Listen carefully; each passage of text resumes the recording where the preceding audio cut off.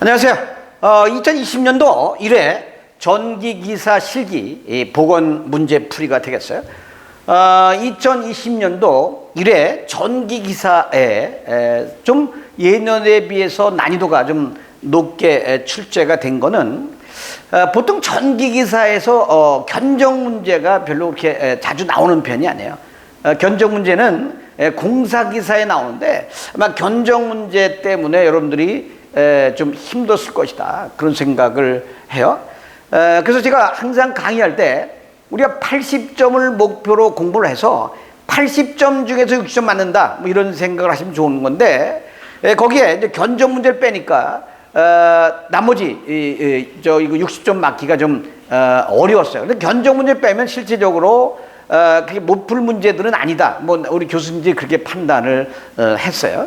아무튼 풀면서 여러분들이 같이 한번 느껴봤으면 좋겠어요. 자, 1번 보면 이제 우리 이제 뭐 교재에 나왔던 문제인데, 이제 표만 새로운 요 표가 이거 더 뒤에 표만 더 주어진 문제인데요.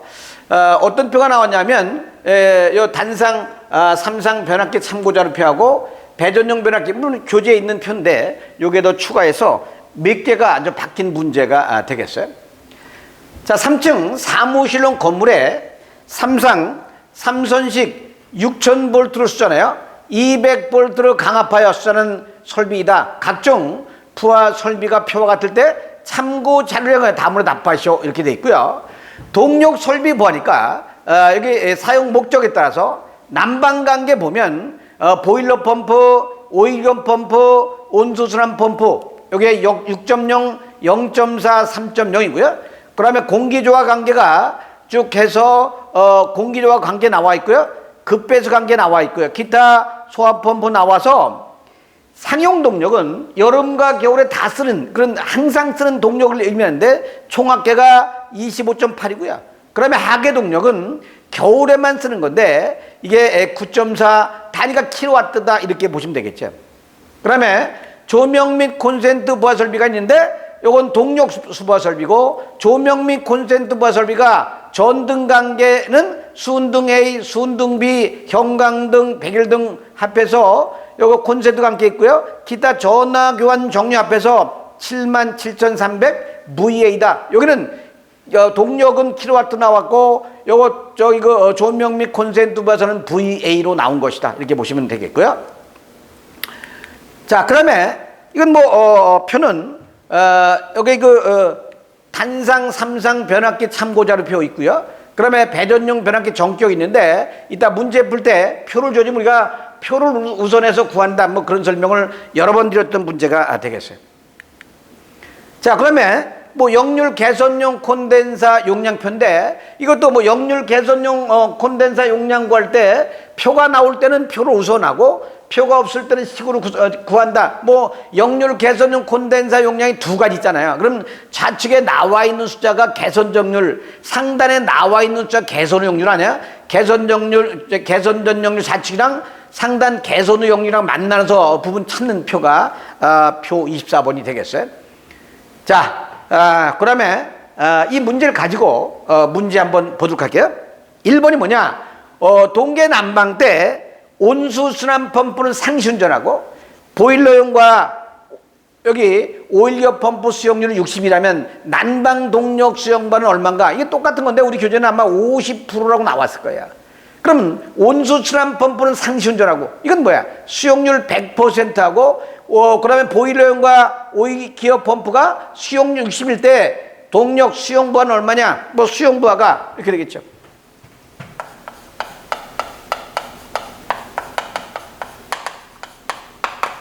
앞에 보시면요. 앞에 보시면 표를 보시면 온수순환 펌프가 어디냐? 온수순환 펌프 3.0이 상시운전하고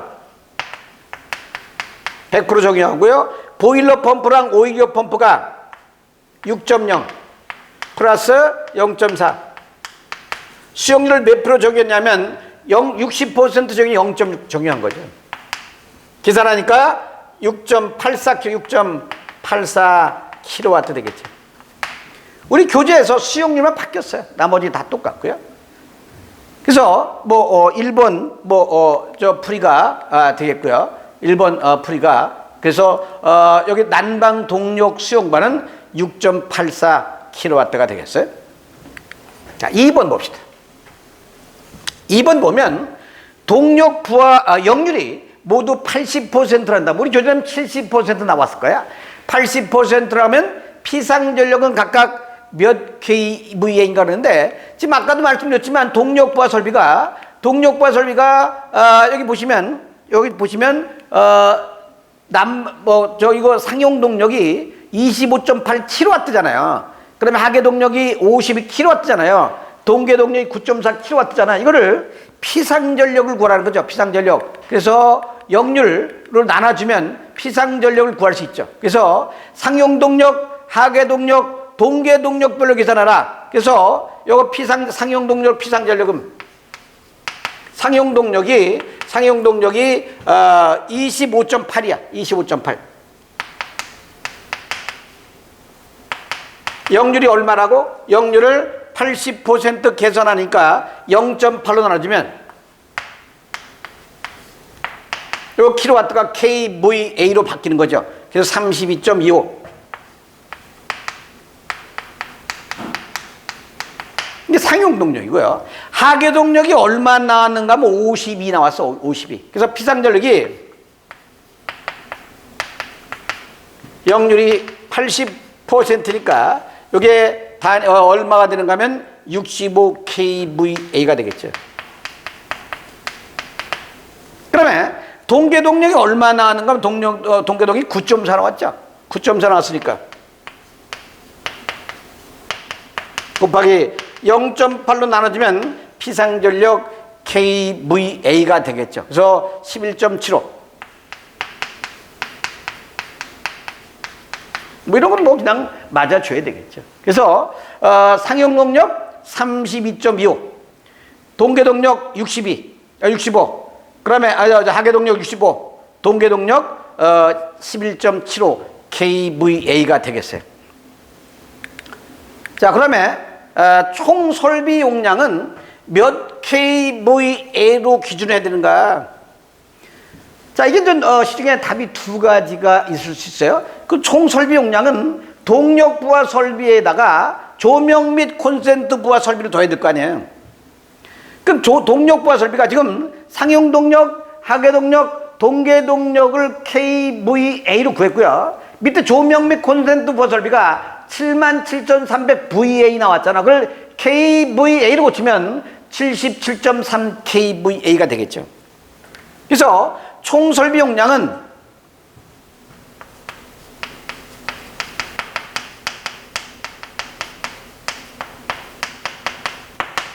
자, 동력이 아까 상용 동력 구해놓은 것이 32.25에 32.25.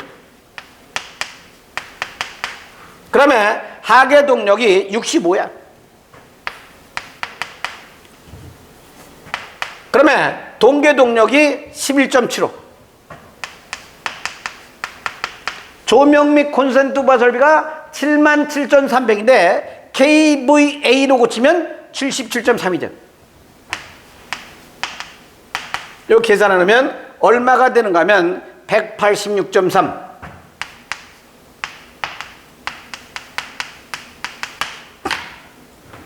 근데 시중에 이렇게 써놓은 책이 있어. 이것도 우리 실기시험은 정답이 이 두 개로 돼 있는 경우가 있어요. 근데 이거 두 개가 돼 있는 건데 지금 상용 동력은 여름과 겨울에 다 쓰는 거고요.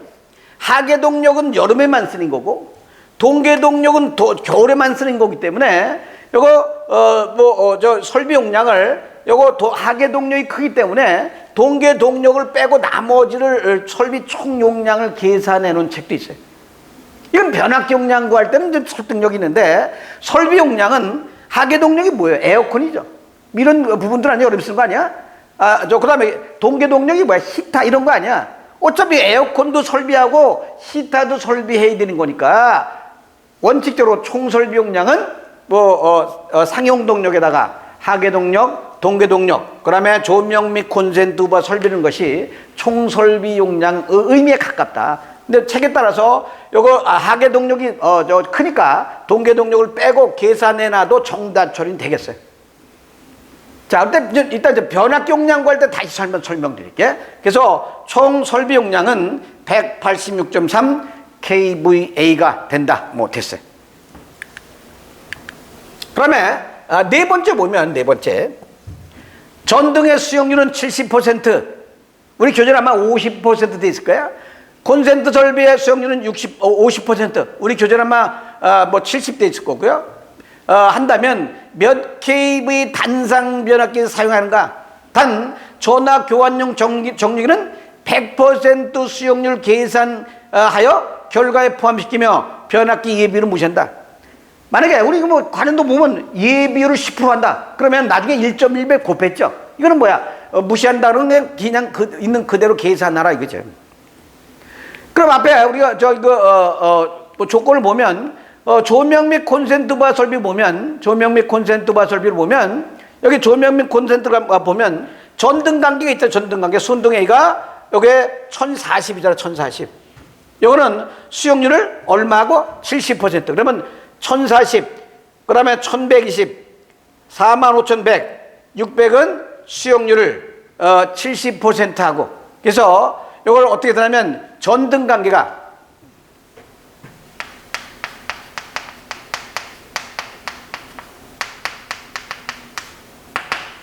자, 순등 10, 1040 플러스 1120 플러스 445 100 플러스 600.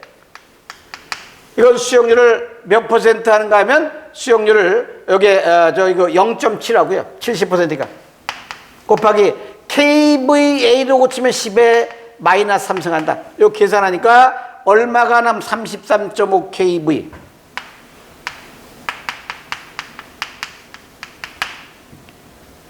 전등 관계 있고요. 그럼 콘센트 관계죠. 콘센트.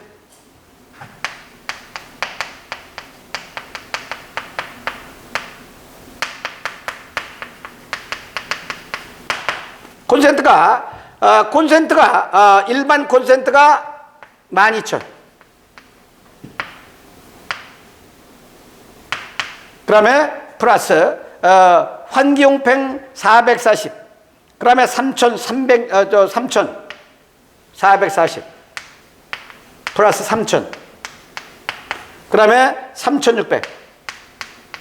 그 다음에 2,400 플러스 7,200. 이건 수용률을 몇 퍼센트 하는가 하면 50%가 0.5배 하고 KVA로 치면 10의 마이너스 3승 KVA가 되겠죠. 계산하니까 14.43 32 14.32 KVA가 되겠어요. 그러면 조명 및 콘센트 기타가 돼. 기타가 얼마야? 기타가 전화 교환 정류기가 800이잖아. 그래서 세 번째로 기타가 아까 수용률이 세 가지 있잖아요. 전등 관계가 70%, 콘센트 관계가 50%, 기타가 100% 아니야. 그러면 요거 800에다가 곱하기 100% 곱하기 10에 마이너스 3승하면 0.8 kVA가 되잖아요. 그래서 이걸 총 용량 합계를 하면, 이거 합계를 계산하면 총 용량은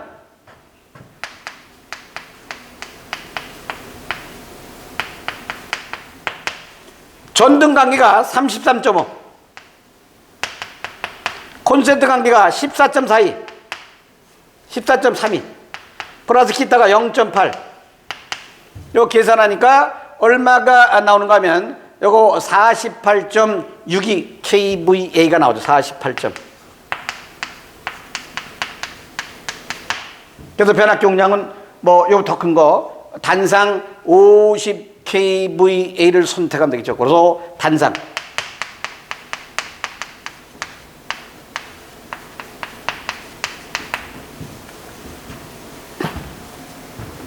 이런 문제가 되겠어요. 그래서 3번 됐고요. 자, 그 다음 문제 보세요.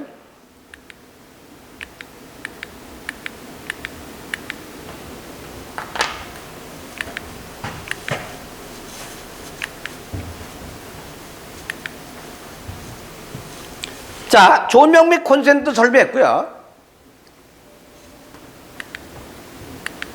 그러면 다섯 번째. 동력 설비 부하의 수용률을 모두 60%란다. 아마 우리 교재는 65% 나왔을 거야. 동력 부하형 삼상 변압기 용량은 몇 kVA인가? 단 동력 부하의 역률은 80%라며 변압기 예비를 무시한다. 그래도 변압기 예비를만 10%다. 그럼 나중에 10%면 1.1배를 곱해야 되겠지만 뭐 예비율을 무시한다. 그럼 그대로 여러분 계산을 해야 되겠죠. 그러면 아까 변압기가 상용동력, 하계동력, 동계동력 중에서 상용동력은 여름과 겨울에 다 쓰이는 거고 하계동력은 여름에만 쓰는 거고 동계동력은 겨울에만 쓰는 건데 앞에서 그 상용동력이 얼마 나왔는가 하면 상용동력하고 하계동력하고 동계동력 중에서 하계동력과 동계동력 중에서 우리 하계동력이 크잖아요. 우리 하계동력이 65 나왔고 동계동력이 11.75 나왔으니까 하계동력을 기준으로 변압기 용량을 선정하면 뭐 동계 겨울에도 충분한 용량이 되겠죠. 그래서 여기 수용부하라고 하는데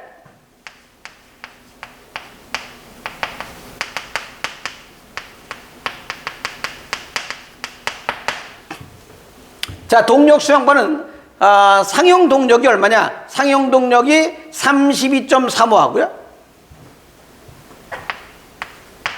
32.25랑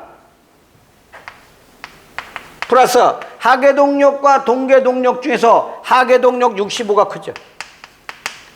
그래서 여기 그 수용률이 0.6이니까 얼마가 나오는가 하면 이것이 얼마가 나오는가 하면 58.35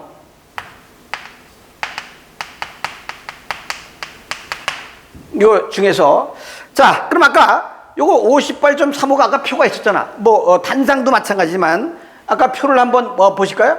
표 다시 한번 볼까? 어디서 찾느냐면 여기 배전용 변압기 정적이 나왔잖아. 배전용 변압기 정적이 나왔잖아. 그래서 아까 단상은 계산해서 우리가 단상 계산이 48.6이니까 얼마를 선택했냐? 단상 뭐 50을 선택했고요. 50을 선택했고요. 그러면 58.75보다 큰 거 여기 삼상은 75kVA를 선택한 거죠. 그래서 여기는 삼상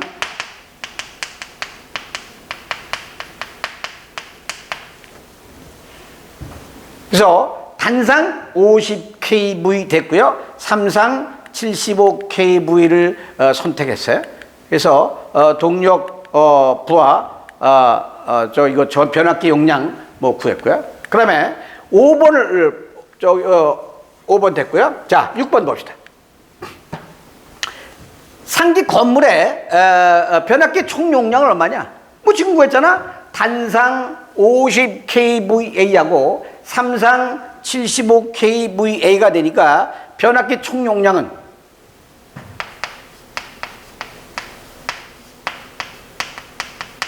단상 50하고요. 삼상 75가 되니까 125 뭐 kVA가 뭐 되겠죠. 뭐 6번 그런 문제가 되겠어요. 그러면 7번 뭐 7번. 뭐 7번이 이제 우리 교재 뭐 요건 뭐 새로 표가 나온 건데 단상 변압기와 삼상 변압기 1차 측의 전력 휴주 전격 전류는 각각 몇 암페어인가? 그럼 단상이 50kV 아니에요? 근데 삼상은 75kVA 구하는 건데 이걸 구하라는 거지. 우리 결국 단상 1차 측의 전력 휴주가 연결되어 있기 때문에 변압기 1차 측 전류값 써주면 되는 거죠. 그 표가 앞에 어떤 표를 보시는가 하면 자,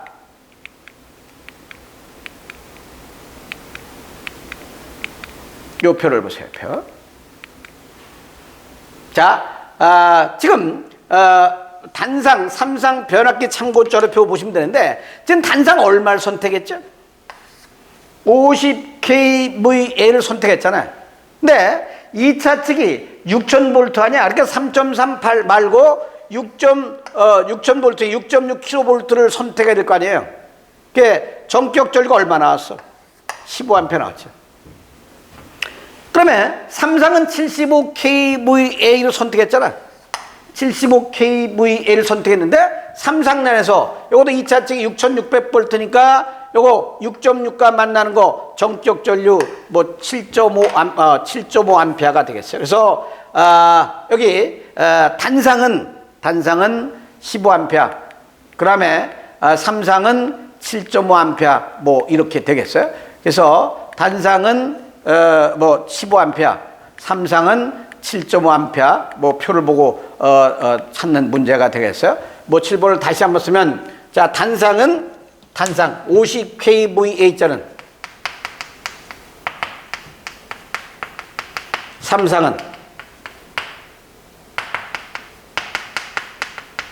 7.5A 뭐 이런 문제가 되겠어요. 자, 그러면 선정된 동력용 변압기에서 역류를 95%로 개선하려면 콘덴사 용량은 얼마인가? 동력용 변압기가 지금 단상 50하고 삼상 75인데 지금 뭐야? 동력용 변압기니까 삼상 변압기 얘기하는 거죠. 삼상 변압기가 75kVA인데 아까 역률이 뭐야? 0.8, 85%를 가지고 있었는데 95%로 개선할 때 역률 개선용 콘덴사 용량 구하라는 거죠. 뭐 강의할 때 제가 여러 번 설명했는데 역률 개선용 콘덴사 용량 구할 때 표가 나왔을 때 우리가 거기 표 24번이 나왔을 때는 좌측이 개선 전 역률 0.8, 상단이 개선 후 역률 0.95 계산해서 요 값을 역률 개선용 콘덴사 용량 요 값을 곱하면 되는 거야. 이게 퍼센트니까 소점해서 곱하면 되는 거죠.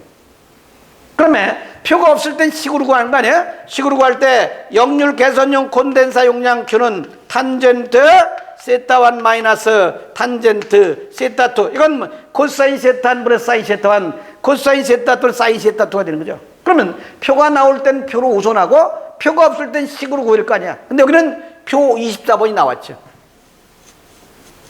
자, 표 24번 보시면 좌측에 개선 전 역률 0.8, 상단이 0.9랑 만나는 거 있어요. 자, 우리 앞에 표 보면 표 24번, 우리 교재에 있는 표 24번 그냥 집어넣었는데, 자, 표 24번 보시면 좌측에 개선 전 역률, 자, 좌측에 잘 안 보여서 개선 전 역률 하고요, 상단이 개선 역률 잘 안 보여서 그 다음 요거 좌측이 0.8하고 그 다음에 0.95랑 만나는 게 40이나 42. 그래서 역률 개선용 콘덴사 용량 P에다가 뭘 곱하랬어?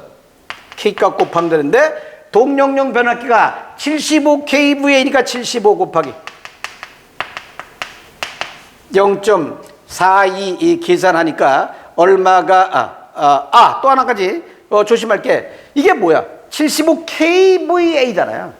그러면 이 킬로와트일 때는 그냥 이 표값을 곱하면 되는데 kVA일 때는 킬로와트로 만들어져야죠. 두 가지 나오죠? 킬로와트 나올 때고 kVA 나올 때 있으니까 이게 동력용 변압기 75kVA니까 먼저 뭘 곱해야 돼? 킬로와트로 코사인 세타 1을 곱하면 이 킬로와트잖아. 거기다 K값을 곱해야 되겠죠. 그래서 75 곱하기 0.8 곱하기 0.42를 곱해줘야 역률 개선용 콘덴사 용량을 구할 수가 있겠죠. 계산하니까 25.2.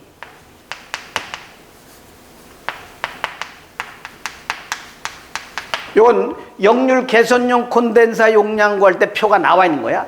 표가 없을 때는 어떻게 푼다고? 요거 75 곱하기 0.8 곱하기 요거 0.8분의 0.6 마이너스 0.95분의 루트 1 마이너스 0.9 5의 제곱해도 아마 이 숫자가 나올 거예요. 표가 주어지느냐? 우리는 항상 마찬가지야. 표가 나오면 이 사람 의도가 표를 이용하라 그런 얘기고, 표가 없으면 이렇게 식으로 풀어주면 되겠어요. 자, 그 다음에 다음 문제 보도록 그렇게 할게요.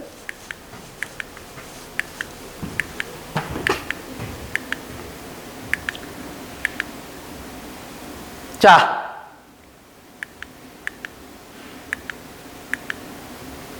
1번 됐고요. 2번 봅시다. 2번. 자, 2번 보면 방에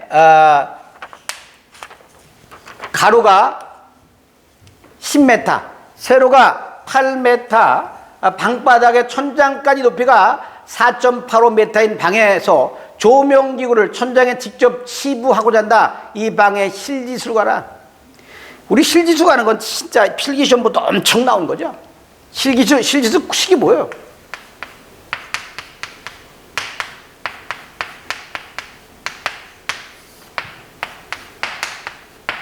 이 h가 뭐예요? 작업면부터 등까지 높이죠. x가 가로, y가 세로잖아. 그럼 지금 문제가 가로가 그럼 x가 10이죠. 세로가 8이죠. 그럼 h가 작업면부터 등까지 높은데 천장까지, 바닥의 천장까지 높이가 4.85m라는 거 아니야. 근데 작업면은 방바닥에서 0.85라는 거 아니야. 그럼 작업면부터 등까지 높이는 어떻게 되는 거야, h가? 작업면 등까지 총 높이 4.85에서 0.85를 빼준 게 4m가 작업면부터 등까지 높이가 되겠지. 그래서 요거 4에다가 x가 얼마야? 10. y가 얼마야? 8. 그 다음에 10 곱하기 8하면 아마 1.111 이렇게 나올 거예요. 근데 답은 소점 두째 자리까지 쓰니까 뭐 1.11 뭐 이런 내용이 되겠어요. 자, 2번 뭐 이것도 2번 무조건 뭐 이제 점수 주려고 낸 문제가 되겠고요. 그 다음에 뭐 3번 봅시다.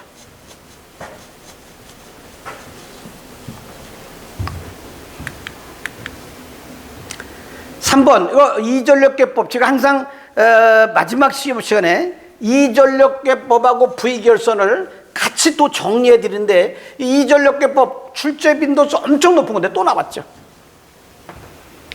자, 그림같이 평형 삼상회로로 운전하는 유도 전동이 있다. 이 회로에 그림같이 두 개의 전력계 W1, W2 전압 V, 전력계 A를 접속한 후 지시되는 값 얼마냐? 그러면 전력계가 두 대 달려있으니까 이게 이전력계법이죠. W1하고 W2 이전력계법인데 W1이 6kW고 W2가 2.9kW고 전압이 200, 전류가 30이었다. 다음 문으로 답하시오.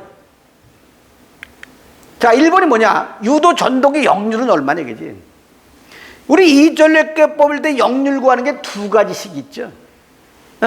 우리가 이전력계법을 전력비가 뭐요? P1 플러스 P2가 아니야? 근데 뭐 나와? 루트 3 VI 코사인 세타 나오니까 역률이 얼마야? 역률이 루트 3 VI 분의 P1 플러스 P2 이게 역률 이렇게 구하는 것이고요. 또나 역률 코사인 세타가 이 전체 값 크기분의 실수분인데 요거 실수부가 P1 플러스 P2고 요거 이 P상전력의 이 루트 뭐야? P1의 제곱 플러스 P2 제곱 마이너스 P1 P2분의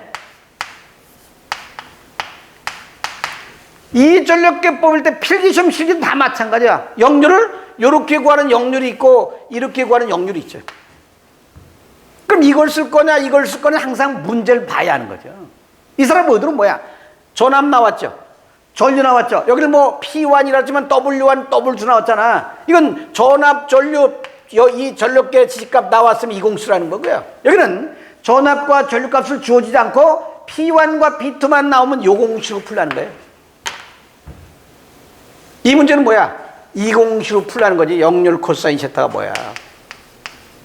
루트 3 VI분의 요걸 W1, W2 이렇게 풀라는 거지. 그래서 루트 3에다가 전압이 얼마 나왔는가 하면 전압이 200V 나왔고요. 전류가 30A. 뭐 V가 전압이고 A가 전류니까. 그러면 W1, W2가 하나가 6, 하나가 2.9잖아. 6 플러스 9에다 킬로와트니까 10의 3승 계산하면 되겠죠. 계산하니까 얼마가 나오는가 하면 이걸 퍼센트로 나타내려면 아예 100을 곱하면 퍼센트가 되겠죠. 계산하니까 85.66, 85. 이게 이전력계법일 때 역률되는 거고요. 그러면 이 전동기로 매분 20m 속도로 물체를 권장한다면 몇 톤까지 가능한가? 단 종합 효율은 80이란다. 우리 건선형 전동기 우리가 출력식이 있죠. 출력식이 뭐야? 누가 쓸까요? 6.122타분의 WV 되잖아. 근데 여기서 W가 하는 거지. W는 P에다 곱하기 V분의 6.122타가 되잖아요. P가 얼마 나오는가 하면 P가 주어진 게 앞에 W1 플러스 W가 뭐야? 하나가 6.2잖아. 하나가 2.9니까 뭐야? 8.9가 8.9? 효율이 얼마야, 효율이?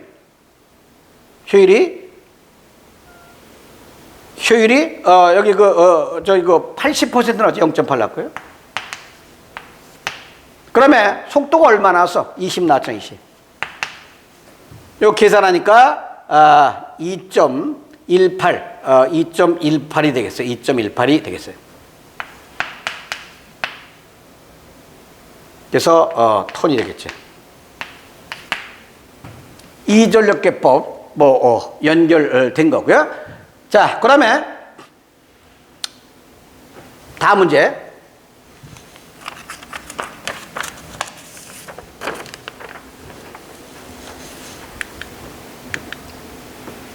자, 4번도 4번. 4번 보면 500kV 단상 변압기 세대를 3상 델타 손으로 사용하고 있을 경우 부하가 증가되어 500kV 변압기 한 대 추가 증설을 하고, 그러면 맨 처음에 500kV 세대 가지고 델타 결선에서 3상을 공급하고 있던 건데 500kV 한 대를 증가했다는 거 아니야. 공급하게 된다면 최대 몇 kVA까지 부하의 공급이 가능한가? 그럼 뭐야? 이거 500kVA 4대가 되잖아요. 4대 가지고 3상을 공급할 수 있는 방법은 2대 가지고 3상을 공급할 수 있는 방법이 V결선이잖아. 그럼 V결선을 2개 할 수 있는 거잖아. 그래서 이때 출력은, 자, 우리가 V결선일 때 출력이 뭐야? V결 출력이 루트 3. 그럼 뭐야? V결선 2개 할 수 있는 거잖아요. 그래서 2배하면 되는 거지. 이것도 뭐 그냥 여러분 점수 주려고 낸 거죠. 500 곱하기 2대, 그걸 2개. 그럼 VV 결선하니까 이때 출력이 1732.02.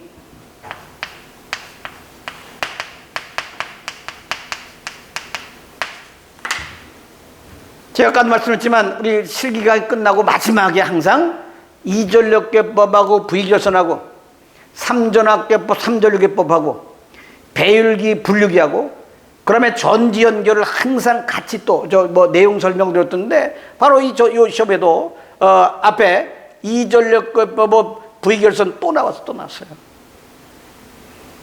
제가 4번까지 풀었는데 4번까지 푼 문제들은 뭐 정상적인 수업을 들었다면 누구나 다 풀 수 있는 문제가 되겠어요. 나머지 부분은 박인묵 교수가 오셔서 나머지 부분 강의해 드리도록 할게요. 제 수업은 이걸로 마칠게요. 아무튼 수고하셨어요. 자, 인사드리겠습니다. 안녕하세요. 예, 반갑습니다. 이어서 저는 이제 2020년도 1회 기사 이제 실기 이제 문제 한번 풀어보도록 하겠습니다. 특히 좀 이제 특이한 문제는 제가 말씀드릴 거고요. 그런 문제는 너무 이제 신경을 안 쓰셔도 좋고요. 저희는 항상 기사 문제는 저희가 이제 새로 나올 걸 예상해서 공부하시기보단 기출 문제에 있는 내용을 이제 실수 없이 기출에 나왔던 이 문제들은 절대 틀리시면 안 돼요. 근데 그 중에서 뭐 이제 특별하게 이제 어떤 특정 해에 한 번 나왔다. 이런 것은 좀 어렵고요. 주로 보면은 꼭 나와주는 문제의 것들이 있고 많이 나오는 유형의 문제들은 여러분들이 절대 틀리시면 안 됩니다.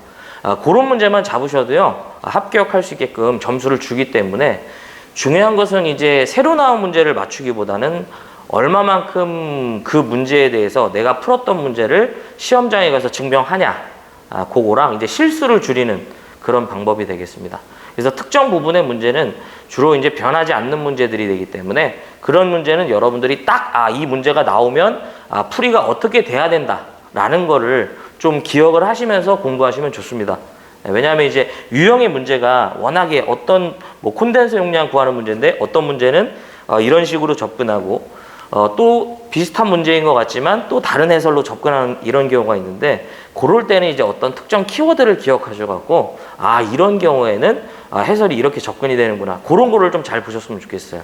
그래야지 헷갈리지 않고 실수가 많이 적어집니다. 자, 어쨌든 문제 한번 풀어보도록 하겠습니다. 다음 그림은 영상, 이제 이 변류기를 영상 접속시켜 그 전류 회로에 지락계전기 DG를 삽입한 것이다. 선로의 전압은 66,000이고요. 중성점에 35매 저항을 접지했고요. 변류기의 변류비가 300대 5고 송전 전력이 2만 kW가 되고요. 역률이 0.8 지상일 때 A상의 완전 지락 사고가 발생했다고 합니다. 다음 각 물음에 답하시오가 되겠고요. 단 부하의 정상, 역상, 임피던스 등의 기타 정수가 무시된다고 합니다. 그러면서 이제 이 기본적인 개념도가 주어졌는데 이제 중성점에 35매 저항이 이제 접속이 되어 있고요. 그 다음에 변류기 B가 300대 5가 되고 지금 보니까 A상이 대지와 이렇게 지락이 된 상태가 되겠습니다. 자, 그래서 먼저 문제를 풀 때 조금 제가 이제 여러분들이 기억하셔야 될 게 일단은 전압이 일단 좀 써놓고 제가 이제 할게요. 전압은 66,000이고요. 그 다음에 저항이 중성점의 저항이 접속된 저항이 300옴이 되겠고요. 그 다음에 이제 CT 변류비가 300대 5가 되고요. 그 다음에 송전전력 P가 2만 킬로와트가 되겠고요. 그 다음에 세타가 코사인 세타는 0.8이 되겠습니다. 자, 문제를 이제 이 해설해 볼 텐데요. 이런 문제는 딱 그림이 주어지는 순간, 이제 이 A상이 지락이 되는 순간 핵심 포인트는 이 지락된 상에는 지락 전류와 부하 전류의 합의 전류가 흐른다라는 걸 좀 여러분이 이제 기억하셨으면 좋겠어요.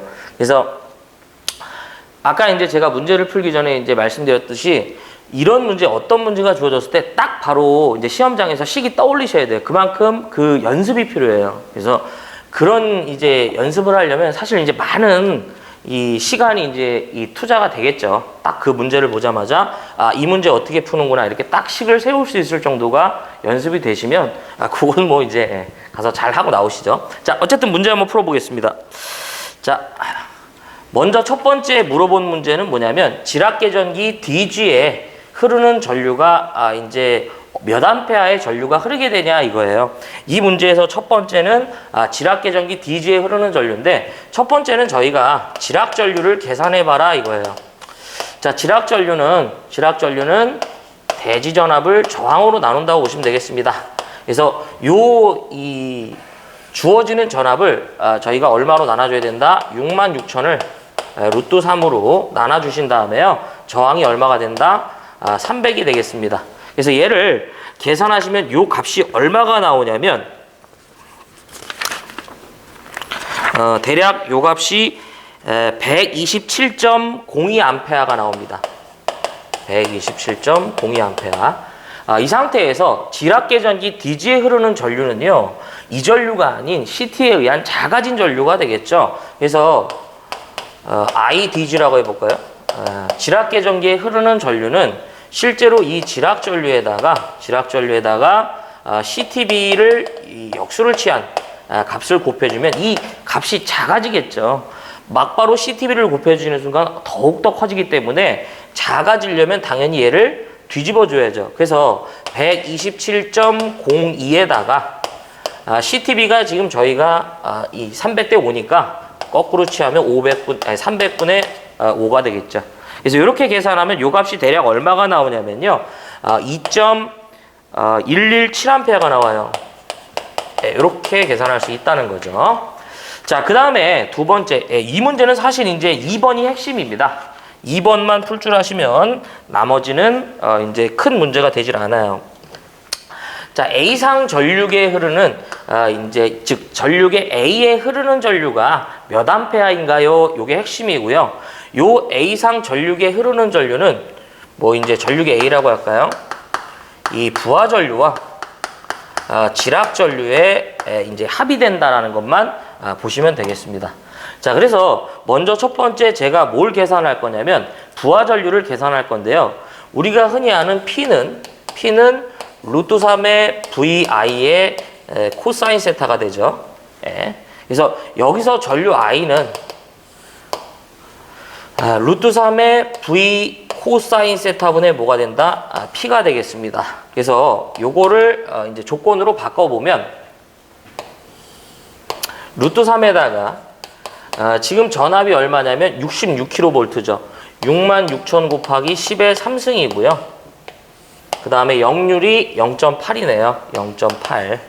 그 다음에 전력이 얼마냐면 2만 kW니까 2만 곱하기 10의 3승을 계산하시면 요 값이 이제 따로 계산하면 218.693 나오지만 실제로 보면 여기서 이제 이 문제는 여기서 핵심이에요. 뭐냐면 실제로 지금 A상 전류계에 흐르는 전류는 부하 전류와 지락 전류의 합인데 문제는 지락 전류는 이제 이 유효분이 되고요. 부하 전류는 역류를 갖고 있죠. 그러니까 요 놈을 저희가 이제 유효분과 무효분으로 나눠 주셔야죠. 그래서 여기서 바로 0.8 마이너스 J 0.6으로 해서 유무효분을 분리해 주셔야 돼요.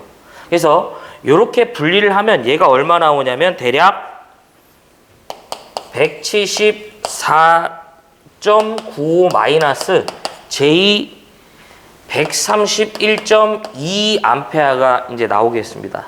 그래서 요 상태에서 바로 요 상태에다가 저희가 누구를 더해 주냐면 바로 이 지락 전류를 더해 주시면 되겠죠. 그래서 요 앞에다가 이 전류를 더하는 게 아니라 이 전류를 더해야죠. 이 계전기 쪽으로 가는 거니까. 그래서 127.02에 이 전류를 더하시면 우리가 이제 크기를 구할 때는 127.02 플러스 174.95에 이렇게 제곱을 취한 다음에 131.22의 제곱에 뭘 씌우면 된다? 루트를 취하면 요 값이 대략 얼마가 나오냐면 329.248 요게 나옵니다. 하지만 실제로 A상에 흐르는 이제 그 전류계, 즉 A상 전류계 A에 흐르는 전류는 이 전류가 아닌 CT에 의한 작아지는 전류가 되겠죠. 그래서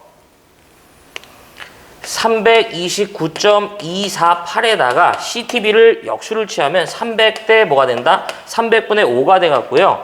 요거를 계산하시면 요 값이 대략 얼마가 나오냐면 5.487이 나와요.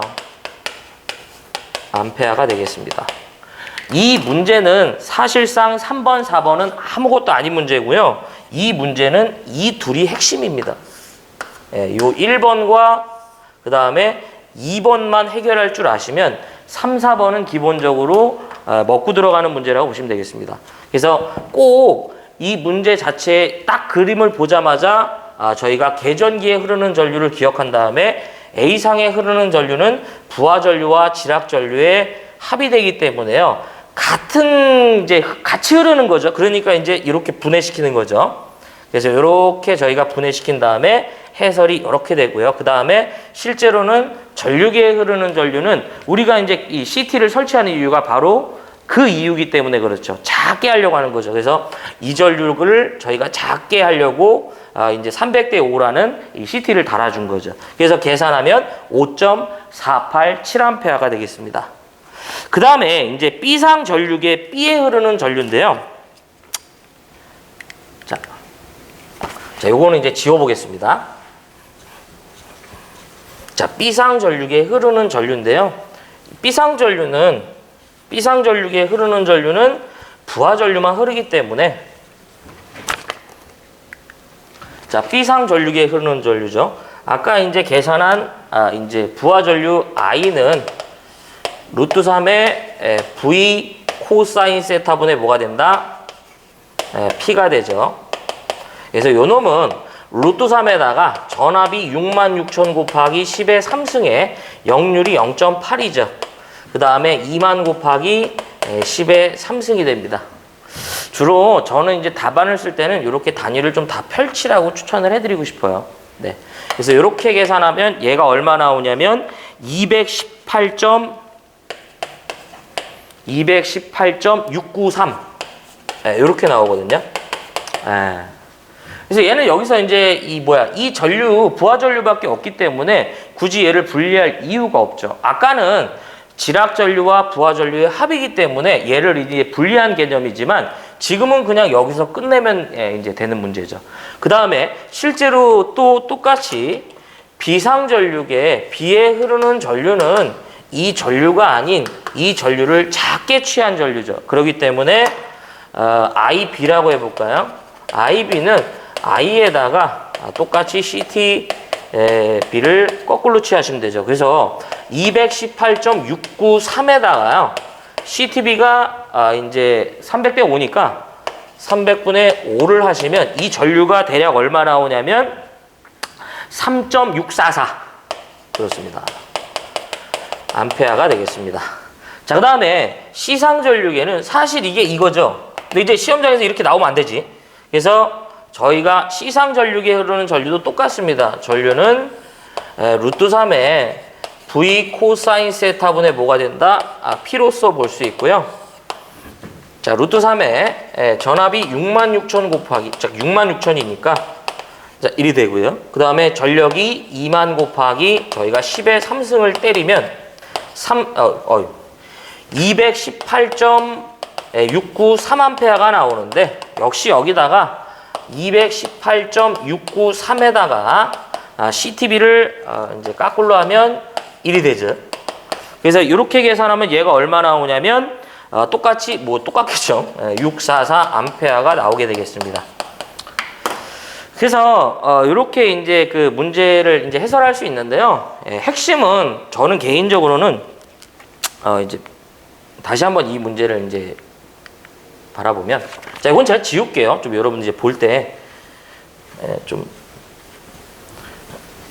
요 문제는 딱 그림이 나오는 순간 이제 A상이 지락이 되는 그 부분에서 바로 그게 떠오르셔야 돼요. 이 문제는 이제 A상 지락이 됐을 때 A상에 흐르는 전류는 바로 지락 전류와 부하 전류의 합의 전류가 흐르는구나. 그리고 꼭 이제 이 CTB를 활용해서 얘를 낮춰야 되죠. 그 다음에 이제 핵심은 어쨌든 처음 문제는 지락 전류를 계산해봐라. 그 다음에 A상의 이제 그 전류계 A에 흐르는 전류를 계산해봐라. 그 다음에 BC는 아무것도 아니죠. 사실 그 두 문제가 핵심입니다. 기출문제에 많이 나온 유형의 문제고요. 문제 나오면 나오기만 해봐라. 이렇게 해서 접근하셔야 돼요. 네, 이렇게 고민하시면은 그 순간 이제 좀 약간 그 많은 실수가 이제 따라갑니다. 그래서 딱 주어지자마자 그림 나오는 이제 순간 바로 이제 얘를 어떻게 해결할지 그렇게 연습을 하셔야 돼요. 자, 그래서 5번 문제는 이렇게 해설할 수 있고요. 자, 이어서 요건 좀 지워보겠습니다.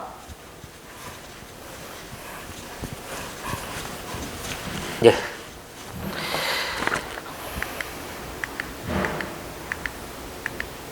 자, 6번 문제인데요. 요거는 이제 설계자의 크기, 어떤 이제 형상 등 전체적인 조화를 이제 생각하며 형광등의 그 기구를 벽면 쪽에, 요 모서리 벽면 쪽에다가 상방 모서리 쪽에 이제 숨겨갖고요. 설치하는 방식으로 그 기구로부터 직접 이제 빛이 직접 벽면을 이제 조명하는 건축화 조명을 무슨 조명이라 하는가라고 물어보는데요. 요건 코니스 조명이라고 그래갖고요. 사실 이 문제는 신출 문제는 아니고요. 이 문제가 언제 나왔냐면 90년도에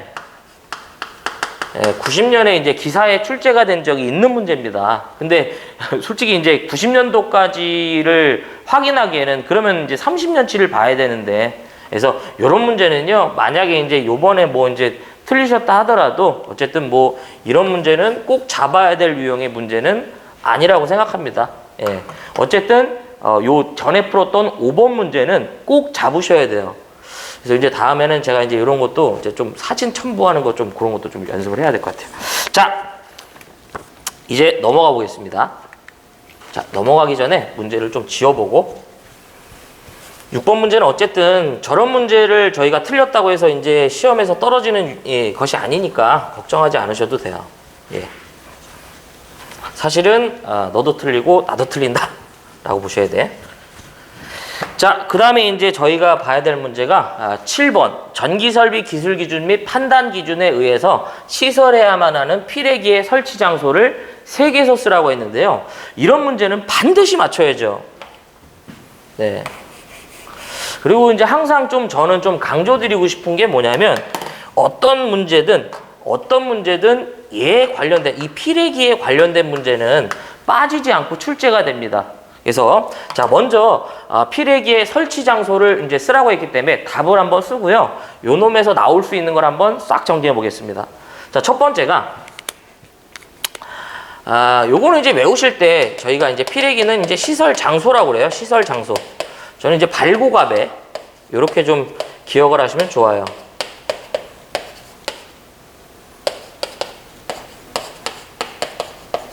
예. 그래서 첫 번째는 뭐냐면 발변전소, 이제 3가지만 쓰라고 했으니까 이 중에서 3가지만 쓰시면 돼요. 발변전소 인입구 및 인출구가 되고요. 그 다음에 곧고압을 수전받는 수용과 인입구가 됩니다. 그 다음에 가공전선로와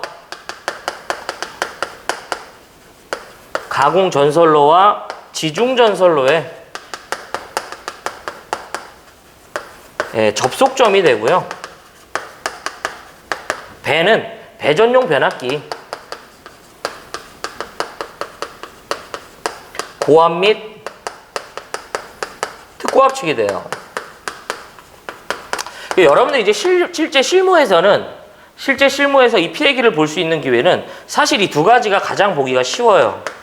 솔직히 저희가 이제 어떤 발전소나 변전소 인입구나 인출구를, 즉 여기를 근무하지 않는 이상은 보기가 어렵고요. 배전용 변압기도 여기에다 바로 설치하는 게 아니라 좀 떨어뜨려 놔줍니다. 왜냐하면 저희가 이제 이 접지가 되는, 이제 이 피레기는 단독 개념이기 때문에 요 놈과 좀 저희가 떨어져서 접지를 해주는데, 여러분들이 실제 현장에 가셨을 때 가장 먼저 이제 전기기사를 취득하시고 가장 먼저 저희가 이 수전실에, 이제 전기실에서 볼 수 있는 그 장비가 LA랑 그 다음에 LBS예요. 부하개폐기 요거. 그 다음에 이제 MOF 뭐 이제 뭐 PT, V12 이런 식으로 출발하거든요. 변압기 그 다음에 뭐 ACB 뭐 판넬이 되겠죠. 어쨌든 저희가 고특고압을 수전받는 수용과 인입구에다가 우리가 이제 피레기를 설치하고요. 가공전선로와 지중전선로의 접속점에도 저희가 피레기를 설치하는데, 요것도 지나다니다 보면 조금 볼만해요. 실제 보면 저희가 이 배전선로에 지지물이 있고요. 여기 이제 저희가 완금을 부착하고 애자가 이렇게 장치가 되죠. 이런 식으로. 자, 이렇게 되어 있는데, 종종 지나다니다 보면 어떤 그 지지물을 볼 수 있냐면, 이렇게 클램프를 찍어 갖고요. 이렇게 COS를 두고 케이블을 이렇게 삼지창 모양으로 설치를 해갖고요. 저희 전기실로 이렇게 수전하는 형태가 있습니다. 요때에는 저희가 이 가공과, 요놈은 가공이고 얘는 지중이기 때문에요. 저희가 여기에다가 브라켓을 이제 걸어둔 다음에 이렇게 저희가 피레기를 피레기를 이제 설치합니다.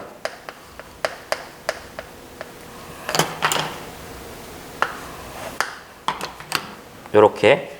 요거는 이제 그 각상에 설치하기 때문에 세 대가 설치되고요. 여러분들이 그래서 이제 전력공학에서 보면 가공과 지중해 접속점에다가 저희가 피레기를 설치하는 이유가 투과 전압 있죠? 투과 전압. 그래서 보면은 뭐 이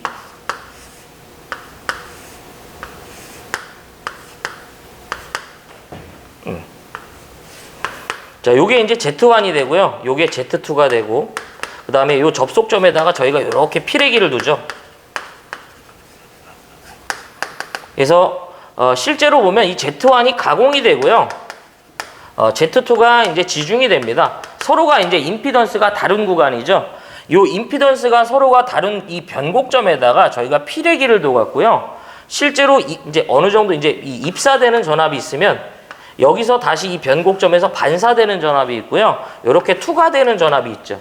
그래서 뭐 입사되는 전압을 EI다, 반사되는 전압을 ER이다, 투과되는 전압을 뭐 ET라고 하잖아요. 그래서 보통은 아마 이제 필기 때 식만 보실 텐데 이렇게 투과되는 전압 ET는 Z1 플러스 Z2에다가 2배 Z2의 뭐 EI다 뭐 이러잖아요. 이 유도되는 거예요. 그래서 어쨌든 저희가 요 투과되는 전압을 이제 제한할 수가 있거든요. 그래서 요 놈을 저희가 중간에 이 Z1과 Z, 이제 가공과 지중해 접속점에다가 저희가 이제 피레기를 이제 두는 거죠. 그래서 보면 이제 구비 조건에 보면 제한 전압은 낮을 것, 뭐 이런 얘기를 하잖아요. 자, 어쨌든 실제 실무에서 저희가 가장 쉽게 볼 수 있는 건 여러분들이 바로 이제 수전실에 이제 전기실에 근무하시면 요거 이제 2번으로서 가장 쉽게 볼 수 있고요. 또 하나가 그냥 보통 길 가다가 봐도 이렇게 되어 있는 지지물을 보면 저희가 바로 저게 지금 병렬로 피레기가 달려 있구나라는 걸 알 수 있습니다. 그리고 또 하나 이제 여기가 이제 여러분들 책임 분계점이라고 그래요, 저희가. 요 아래 사고는 한전, 그러니까 이제 수용과 요 위 사고는 이제 한전 책임이다, 뭐 이제 그런 게 있는데 어쨌든 피레기의 시설 장소가 되겠습니다. 이런 문제는 반드시 맞춰주셔야 될 문제가 되겠습니다. 뭐 별표를 몇 개 쳐도 아쉽지 않은 문제예요. 그 다음에 제가 이제 뭐 하나씩 정리를 해보면 쓰진 않겠지만 여러분들이 이제 그런 연습이 돼야 돼요. 뭐냐면 이 피레기는 이제 역할을 이제 가장 쉽게 물어볼 수 있죠. 그래서 피레기는 우리가 이상전압을 즉시 이제 대지로 방전해서 기기를 보호하죠. 사실상 이 보호는 변압기를 보호한다고 보시면 돼요. 피레기의 보호 대상은 사실상 변압기가 됩니다. 그래서 뭐 뇌격 시 이제 이 즉시 방전하여 기계기구를 보호한다. 어떤 이 얘기든 이제 쓸 수 있으셔야 되고, 피레기의 종류는 직렬갭과 저희가 특성 요소 있는 거, 그 다음에 이제 걔네들이 무엇을 하는지도 이제 쓸 준비가 되셔야 되고, 그 다음에 이제 요런 얘기를 한번 정리해 보면 정의, 그렇죠? 피레기에 나오는 이제 정의. 그 다음에 이제 이 구성이죠. 세 번째가 전격 전압. 피레기의 전격 전압. 뭐 속류가 차단이 되는 교류의 최고값이다 해갖고 저희가 뭐 얘 전격 전압은 알파에 베타에 VM이라는 공식이 있죠. 뭐 접지계수, 여유계수, 개통 최고 전압이라고 하는데 어쨌든 뭐 요거를 기억하면서 공칭 전압별 피레기의 전격 전압이 정해져 있습니다. 그래서 뭐 이제 간략히 보면 22.9kV는 배전이면 18이 되고요. 변전이면 21죠. 뭐 이런 식으로. 그 다음에 66,007이 154, 144, 뭐 345, 이제 288, 뭐 이런 식으로 되잖아요. 그래서 요 전격 전압도 요거는 이제 뜻도 물어보는 문제가 있기 때문에 잡아주시고, 그 다음에 이제 피레기 시설 장소, 그 다음에 피레기의 구비 조건도 있어요. 뭐 상용주파 방전 개시연압은 높을 것, 충격 방전 개시연압은 이제 이 낮을 것, 그 다음에 제한 전압은 이제 이 낮을 것, 속류의 차단 능력은 클 것, 뭐 이런 식으로 이제 물어보는 문제 있죠. 구비 조건이랑 그 다음에 제한 전압, 요 자체의 뜻을 물어봐요. 피레기 동작 중 피레기 단자에 남는 파고치다, 뭐 이런 얘기 적을 수 있으셔야 되고. 여섯 번째가 공칭 방전 전류. 이런 순서대로 이걸 다 정리하셔야 돼. 그래야지 여기서 나올 수 있는 문제를 다 볼 수 있어요. 피레기의 공칭 방전 전류, 뭐 이제 1호사 이상 뱅크 용량이 3000kV를 초과한다, 뭐 10카. 그 다음에 이제 아까 66,000이면서 그 다음에 66,000이고 뱅크 용량이 3000kV 이하다, 5카. 22,900V 이하 배전설로 2.5카. 이런 식으로 이제 정리해 주셔야 돼. 그 다음에 이제 뭐 피레기의 접지공사, 7번째는 접지공사 관련된 문제. 예, 요렇게. 뭐 요 정도로만 정리해 주시면 되고요. 그 다음에 여기에 더불어서 이제 피레기와 이제 보호기와 피보호기 간의 거리가 있거든요. 뭐 22,900은 20m, 66,000은 45, 뭐 이제 154, 65, 뭐 이런 식으로 이제 그 피레기는 일정치 그 이 보호 대상이 되는 기기와 이제 이 이격거리에 제한이 있습니다. 그래서 어쨌든 저희가 요 피레기 관련된 문제는 꼭 여러분들이 잘 정리를 해 주셔야 돼요. 네. 어떤 문제가 나오든 꼭 이제 풀 수 있게끔 정리를 잘 해 주시기를 바라겠습니다. 이런 문제는 이제 틀리시면 안 돼요. 예.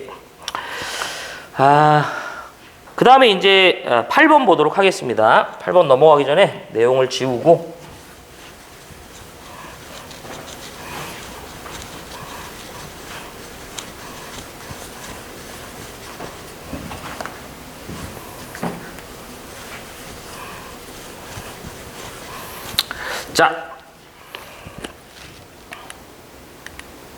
자, 8번 문제를 보면 그림과 같은 차동 계전기에 의해서 보호되고 있는 델타 Y 결선의 30MV에 33kV의 11kV 변압기가 있다.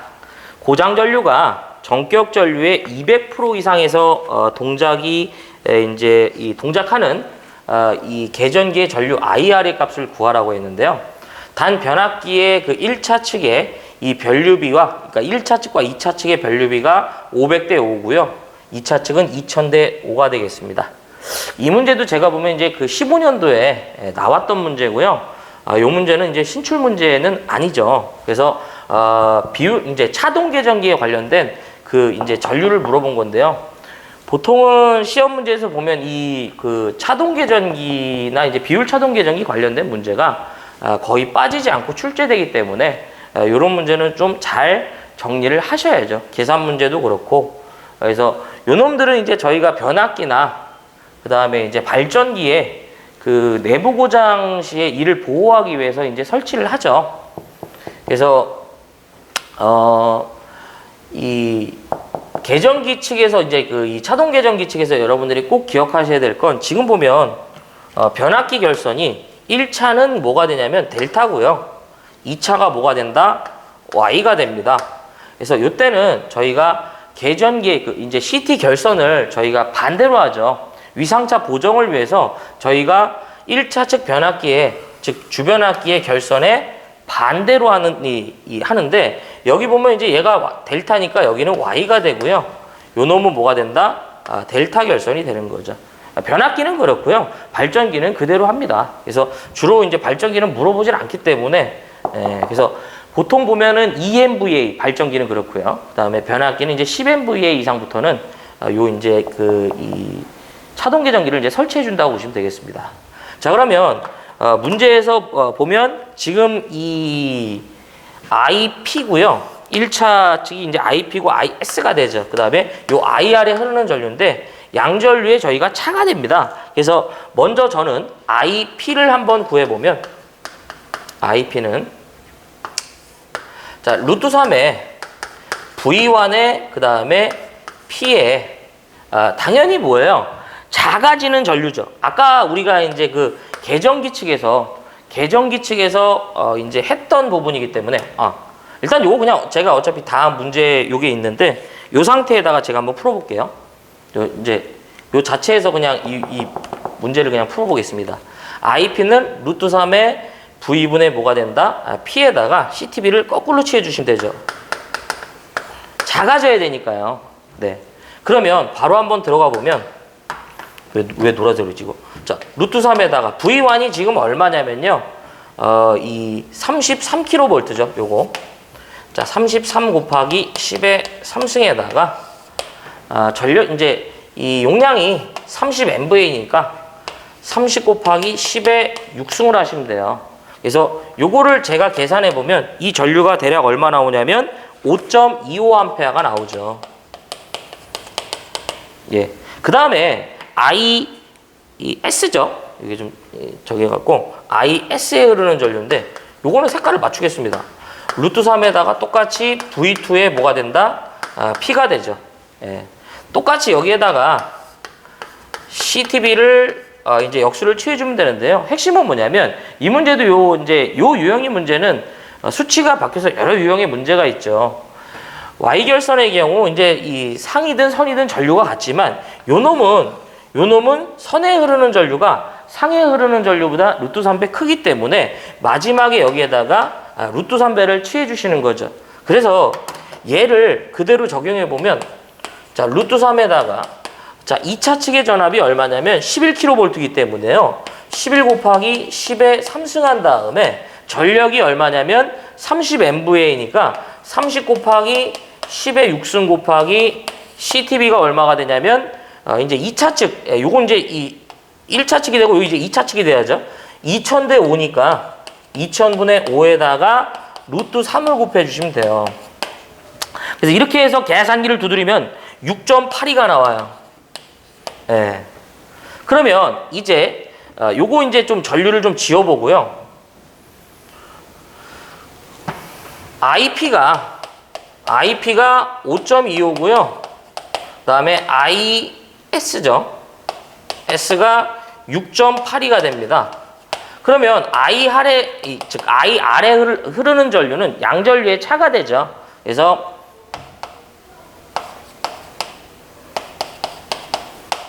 여기에 몇 배를 해주냐면 2배를 해준다고 보시면 돼요. 예. 그래서 지금 보면 왜냐하면 이제 2배를 해주는 이유가 고장 전류가 전격 전류의 200%에서 이제 동작이 되는 계전기의 전류 IR이기 때문에 여기에다가 이제 이 곱하기 2를 한 거죠. 그래서 요 놈이 지금 6.82가 되고요. 5.25에다가 여기에 2배를 하면 얘가 얼마 나오냐면 3.14가 나오겠습니다. 이렇게. 네. 그래서 이 문제에는 크게 이제 요거 좀 조심하셔야죠. 요거. 예. 항상 요 이제 비율 차동 계전기는 요 차동 계전기 요거. 예. 요 변류비에 요 델타 결선 시에 저희가 요거 루트 3배 하는 거 요거 있죠. 요거. 지웠지만 요거. 예, 요거 할 때. 그래서 이런 문제는 관연도 기출 문제에 보면은 이제 수치가 다른 것도 많기 때문에요. 여러분들이 꼭 이제 잡아줘야 되는 문제고 비율 차동 계전기는 특히 보면 뭐 이제 이 차동 이제 동작 코일, 억제 코일 나오면서 저희가 결선 문제 잘 나오기 때문에 계산 문제도 계산 문제지만 결선 문제도 빠지지 않고 이제 꼭 잡으셔야 돼요. 네. 그래서 이런 문제도 꼭 맞추셔야 되는 문제가 되겠습니다. 더군다나 이제 나왔던 문제이기 때문에. 네. 자, 그 다음에 이제 9번 넘어가기 전에 요걸 좀 이제 지워보고 또 9번 넘어가 보겠습니다.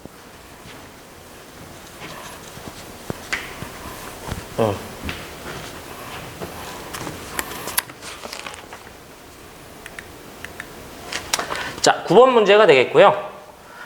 그림과 같은 방전 특성을 갖는 부하에 필요한 축전지의 용량은 몇 암페어 아워가 되는가. 예.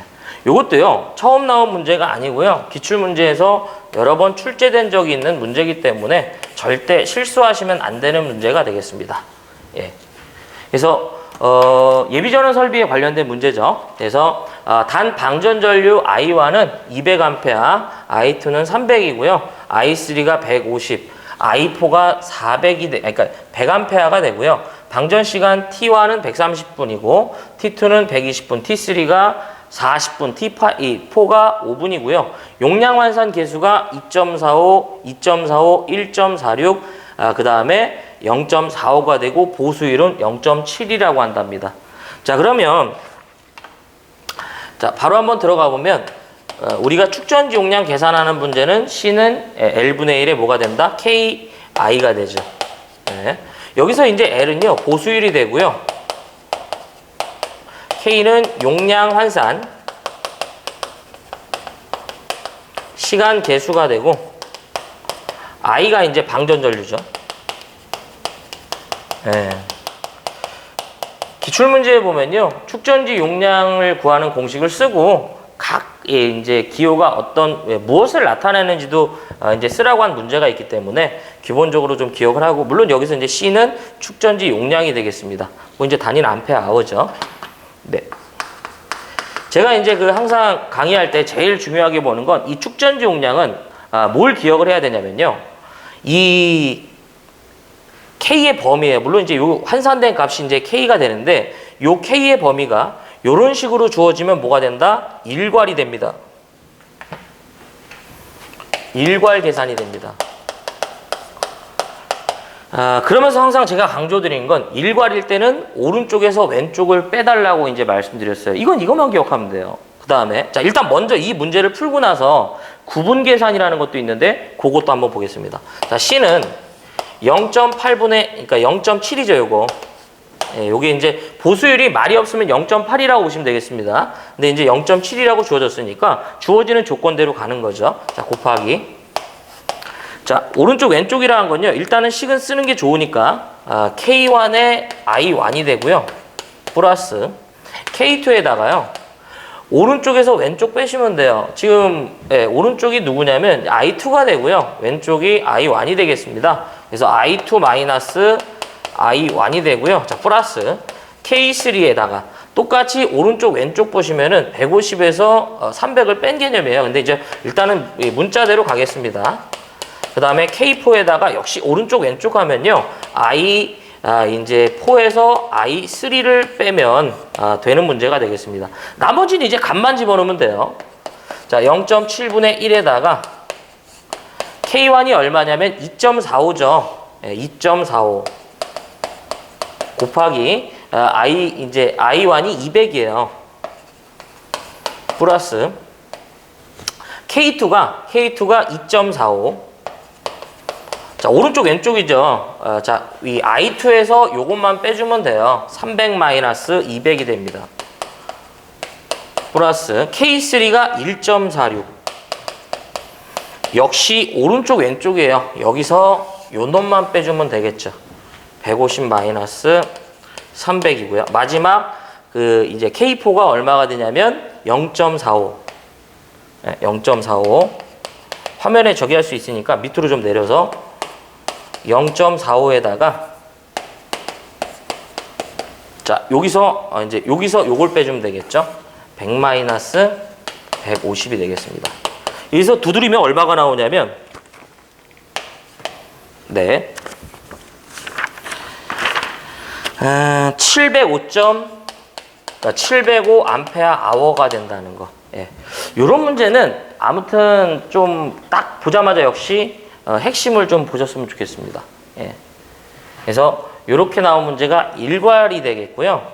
요게 이제 구간이라는 것도 있어요. 그래서 구간 계산은 각각을 취해서 더해주는데, 어쨌든 일괄이 주로 이제 출제가 되기 때문에 여러분들 요 일괄 계산을 이제 저희가 구간은 이제 K가 이렇게 주어집니다. 이런 식으로 요 범위가 이런 식으로 주어지는 개념이 돼요. 지금은 이제 이렇게 일괄적으로 주어지는 개념이 되겠고요. 아무튼 이제 기출문제 풀어보시면 이제 그런 유형의 문제가 있기 때문에 그런 문제는 좀 풀이가 달리 된다는 거 확인 부탁드리겠습니다. 자, 그래서 이제 9번 문제는 여러분들이 절대 틀리시면 안 되는 문제 유형이고요. 이런 문제는 저희가 꼭 맞추자 이거죠. 예. 자, 10번 보겠습니다. 10번. 자, 10번 들어가기 전에 역시 좀 지워보고 들어가도록 할게요.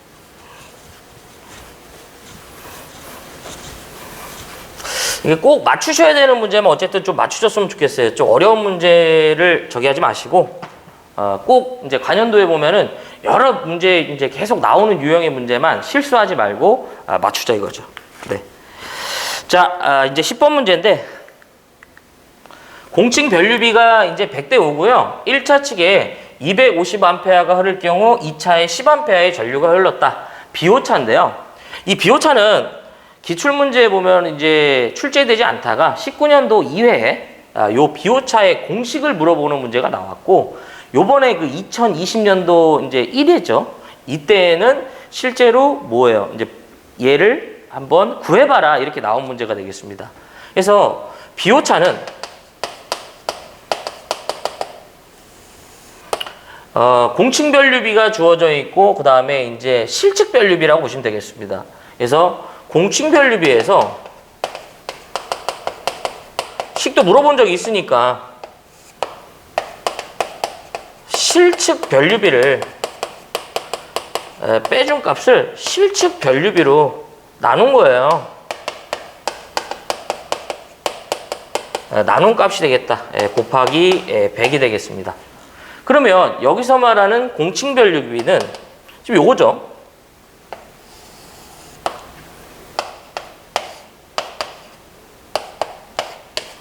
실측했을 때가 이 값이 되죠. 그 다음에 뭐야 이거? 1이 되죠. 예. 곱하기 이제 100 하면 되겠죠.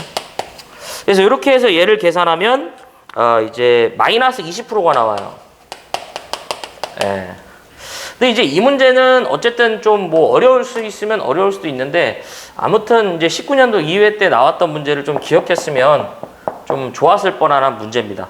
아무튼 10번은 공칭 공칭 변류가 아니라 이제 비오차에 관련된 얘기 물어본 거예요. 뒤에 보면 이제 과전류 강도도 물어봤는데, 아무튼 이 문제는 좀 이제는 좀 잡아야 되는 문제라고 생각합니다. 물론 요번에 뭐 틀렸더라도 어쨌든 이제는 좀 여러분들이 신경을 써주셔야 될 문제죠. 그 뜻만 아시면 그렇게 이제 이 어렵지 않은 문제죠. 실제로 변류비는 저건데 이제 실측해보니 이제 이렇게 되는 거죠.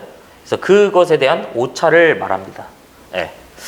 자, 어쨌든 정답은 저희가 이제 20%가 마이너스 20%가 되고요. 11번에 보면 다음 변류기에 요거 이제 자 11번 들어가기 전에 요거 이제 지워보고 11번 들어가도록 하겠습니다. 다음 변류기에 이제 자, 다음 변류기에 열적 과전류 이제 강도 관계식과 기계적 과전류란 무엇인지 이 물음에 이 답하라고 했는데요. 그러면서 주어진 게 뭐냐면 1번에 정격 과전류 강도가 이제 SN이라고 하고요. 통전 시간을 저희가 T라고 했을 때 이제 이 열적 과전류 강도에 대해서 이 S에 대해서 이제 식을 쓰는 얘기가 되는데요. 먼저 저희가 흔히 말하는 정격 과전류 강도는 말 그대로 변류기 1차 측의 어떤 단락 전류 등의 큰 사고에 의해서 이것들이 이제 견디는 강도를 얘기하는 건데, 이 과전류 강도는 열적 과전류 강도와 그 다음에 기계적 과전류 강도로 구분합니다. 이 문제는 제가 알기로는 이제 여러분들이 이제 맞추실 수가 없는 문제 중에 하나의 유형의 문제입니다. 그래서 뭐 설명은 드리지만 일단은 이제 세모는 치고요. 지금 보면 이 교재에서 정격 과전류 강도가 이제 열적 과전류 강도 S라고 했죠. 그래서 요 열적 과전류 강도 S는 정격 과전류 강도의 SN의 루트의 T의 형태꼴로 저희가 계산할 수 있습니다. 그래서 요 문제는 솔직히 제가 아마 여러분들이 맞추시기가, 그러니까 이 권선이 열적 과전류 강도는 권선이 어떤 사고에 의해서 용단됨에 견디는 강도를 얘기하는 건데, 아무튼 이제 이 문제는 좀 힘든 문제고요. 두 번째가 거기 보면 이 CT의 1차 전격 전류를 IN, 그 다음에 단락 전류를 IS라고 했을 때 기계적 강도인데요. 기계적 강도 S M이라고 하죠. SM. 네, 맞죠? 그래서 요 놈은 거기 보면 CT의 1차 측 전격 전류 IN분의 IS의 관계를 갖습니다. 그래서 IN에다가 IS의 형태로 표시할 수 있어요. 그래서 이 두 문제는 아무튼 여러분들이 이제 쉽게 이제 맞출 수 있는 문제는 아니라고 봐요. 그래서 어떤 이제 보통은 이 기계적 강도는 어떤 사고에 의해서 이 권선의 변형이 일어나는 이제 그런 어떤 정도를 얘기하고, 보통 저희가 이 열적 과전류 정도의 이 강도의 2.5배 정도를 취한다고 하는데, 아무튼 뭐 이 11번은 좀 참고사항으로 좀 보셨으면 합니다. 그래서 과전류 강도, 즉 정격 과전류 강도에는 이 열적 과전류 강도와 기계적 과전류 강도가 있는데, 이것들의 이제 표현식을 이제 물어본 문제가 되겠습니다. 만만치 않은 문제예요. 네. 그 다음에 이제 12번. 자, 요거는 이제 넘어가도록 하겠습니다.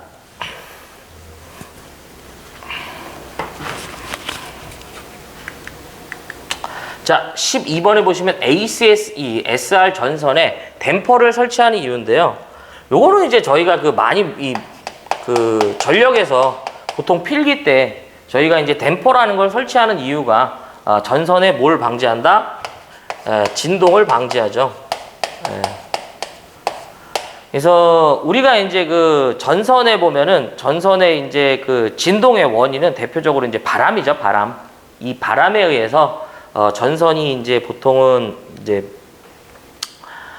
미풍 진동 이제 이 얘기하는데, 보통 전선에 이제 바람이 불게 됐을 때 이제 이 전선에서 발생되는 그 이제 바람에 의한 그 고유 진동 그 주파수랑 전선의 고유 주파수가 이제 일치하게 되면요, 전선이 이제 진동을 멈추지 않고 끊어질 때까지 진동을 해요. 그래서 보통 그런 이제 저희가 그 현상이 발생되면 장력에 의한 단선은 이런 단선이 되지만, 그쵸? 이런 단선이 되는데요. 방금 전에 말씀드렸던 그런 공진이 발생되면 전선이 이렇게 그냥 절단이 나버립니다. 네. 그래서 보통은 그 전선의 이 고유 주파수를 결정하는 건 하중과 경간 장력인데요. 경간이나 내지 이 장력은 이제 조정하기가 어렵고요. 요 하중에서 이제 저희가 진동에 이제 조정하는 개념인데, 어쨌든 요거 12번은 간단한 문제죠. 아무튼 필기 때 전력공학에서 많이 물어봤던 문제입니다. 그래서 ACSR에 전선에 댐퍼를 설치하는 이유는 전선의 진동의 방지가 된다. 이런 얘기가 되겠죠. 자, 13번 보도록 하겠습니다.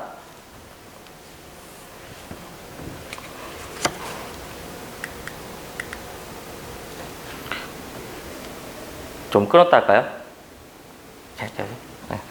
자, 13번 보시면 건물의 보수공사를 하는데 32W 이 매입 화면 개방 형광 등 30등을, 여기서 이제 요거는 좀 이렇게 제가 좀 이렇게 해볼게요. 건물에 이제 보수공사를 하는데 32W 2등의 이제 매입 화면 이 개방 형광 등 30등을 이제 32W 이 3등의 매입 루버형으로 교체한대요. 그 다음에 이제 여기서 이제 한번 끊고 20W 2등 펜던트 형광등 20등을 20W 2등 직부 개방형으로 교체하였다. 그래서 펜던트 형광등 20등을 20W 2등 직부 개방형으로 교체하였는데, 자, 철거되는 20W 2등의 펜던트형 등기구는 뭘 한다? 재사용할 것이래요. 자, 천장에 구멍 뚫기 및 취부태 설치, 등기구의 보강 작업은 계산하지 않는다고 하고요. 공구 손료 등을 제외한 직접 노무 비반을 저희가 계산하라고 합니다. 단 인공 계산은 소수점 셋째 자리까지 구하고 내선 전공의 노임은 22만 5천 원으로 한다. 뭐 이렇게 돼 있네요. 자, 이 문제도 저희가 이제 이 견적 관련된 문제인데 처음 출제된 문제는 아니고요. 2008년도 2회 출제된 문제고요. 사실 틀린다고 하더라도 배점이 그리 크지 않기 때문에 뭔가에 대해서 이게 이제 시험에 영향을 주기는 좀 작다고 봐요. 그래서 자, 문제를 일단 풀어보면 지금 하고자 하는 얘기는 이제 이 등기구에 대한 교체에 대한 이제 이 직접 노무비를 계산해봐라 이러건데, 먼저 첫 번째 키워드는 뭐냐면 인공을 구하는 게 핵심입니다. 인공. 자, 그러면 저는 두 가지 타입으로 나눠보겠습니다. 철거에 필요한 인공이랑 그 다음에 신설에 필요한 인공을 한번 계산해 볼게요. 먼저 첫 번째 철거는 32W 2등의 이 매입하면 개방형 형광등 30등을 이제 철거를 해야 되는데, 그렇다면 기본적인 이 표에 뭐를 봐야 한다? 조건을 보셔야 합니다. 자, 보시면은 우리는 첫 번째 조건이 뭐냐면, 이건 지워볼게요, 여러분들. 이게 있으면 더 헷갈리죠. 자, 요건 일단 지워보면서 보면 등기구에 조건이 있는데, 우리가 지금 철거하고자 하는 등기구는 30W 2등의 매입하면 개방 형광등이에요. 그러면 지금 보면 32W이기 때문에 40W 이하가 되고요. 여기 이제 곱하기 표시가 있는데, 요게 이제 곱하기 1이고 요게 곱하기 2가 됩니다. 그래서 저희는 지금 이제 매입형이죠. 그래서 첫 번째가 몇 인이 되냐면 0.415인이 돼요. 예, 요게 이제 원래 여기 이제 곱하기 1, 곱하기 2가 돼 있어요. 그래서 기본 인공이 0.415인이 됩니다. 그래서 철거에 대한 인공이 몇 인이냐면 첫 번째 0.415인이고요. 요게 지금 몇 개가 철거되냐면 30개가 철거되는데, 자, 이거는 이제 신설에 대한 사실 기본 품이 되겠고요. 조건을 봐야 돼요. 자, 1번 보면 하면 개방형 기준이며 루버 또는 아크릴 커버형일 경우 해당 등기구의 품에 110% 해줘라 이거죠. 지금 이 폼 자체의 기준이 하면 개방형을 기준으로 한다 이런 얘기죠. 다만 너희들의 조건이 이 조건이 된다면 이 품에 110% 해주라 이런 얘기고요.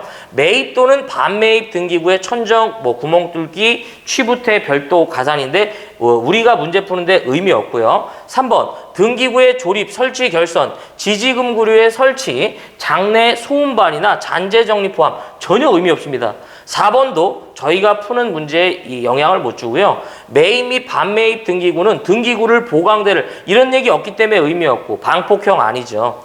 높이 1.5의 폴형 등기구는 직부형품의 150%를 이제 적용하라고 하는데 이것도 아니고요. 우리는 안전기 교환 아니죠. 그 다음에 아크릴판 형광등 안전기 교환 역시 아니고요. 공동주택 교실 이런 얘기도 의미 없고요. 형광등 램프만 교체하는 거 아니고요. 펜던트형 파이프 펜던트형 체인 펜던트는 의미 없고, 등 증가하는 거 아니죠. 교체하는 거잖아. 철거하고 여기 있죠. 철거는 뭐예요? 30% 저품의 30% 잡으니까 곱하기 뭐가 된다? 0.3이 되겠죠. 그래서 얘를 계산하면 얘가 얼마가 나오냐면 3.735인. 예. 지금 이 철거는 32W 2등의 매입 화면이죠.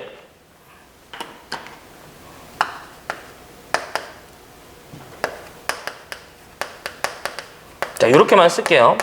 자, 하지만 저희는 또 다른 철거가 하나 더 있죠. 뭐가 있냐면, 자, 바로 20W 2등 펜던트형의 형광등 20등을 이제 또 철거를 해야죠. 자, 저걸 보겠습니다.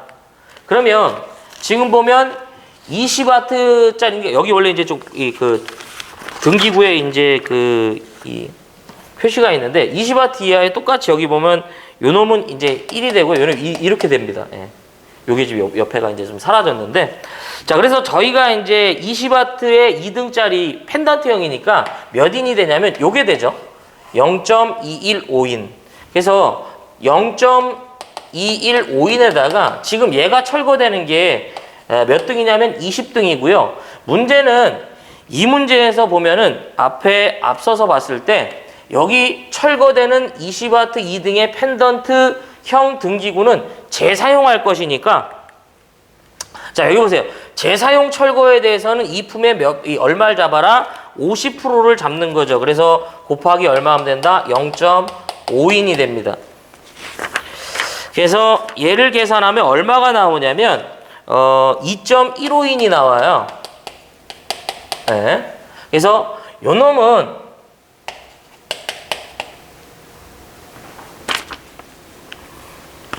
펜던트형 형광등이죠. 요런 걸 요렇게 같이 해주는 게 좋아요. 자, 이제 내가 교체하고자 하는 건데, 내가 교체하고자 하는 건 뭐예요? 32와트 3등 매입 루버형으로 교체하겠다 이거예요. 예. 그래서 32와트 이 30등을 32와트 매입 루버형으로 교체하는데, 자, 그러면 또 이제 그 기본 인공을 봐야죠. 지금은 우리가 32와트 3등이기 때문에 여기 원래 이제 곱하기 3이 있습니다. 이거 이렇게 32와트 3등이니까 지금 여기에 해당하고요. 예. 그 다음에 5.45인이 되죠. 그러니까 0.545인. 그러므로 신설할 때는 기준 인공이 0.545인이 되고요. 30등에다가 지금 내가 이제 설치하고자 하는 등 자체가, 자 보세요, 매입 루버형이죠. 매입 루버형. 그러면 조건에서 어떤 특이점이 있었냐면 하면 개방형을 기준으로 루버 또는 아크릴 커버형일 경우 이 품에 110% 잡아주라고 했죠. 요게 이제 여러분들 적용됩니다. 사실 나머지 부분은 지금 이 품에 대해서, 그러니까 이 조건에서 적용될 것이 없기 때문에 여기에다가 1.1배를 잡아주시면 얘가 얼마가 나오냐면 17.985 인이 나와요. 그래서 요놈의 신설은 뭐예요? 매입 루버형. 이거 자꾸 색깔을,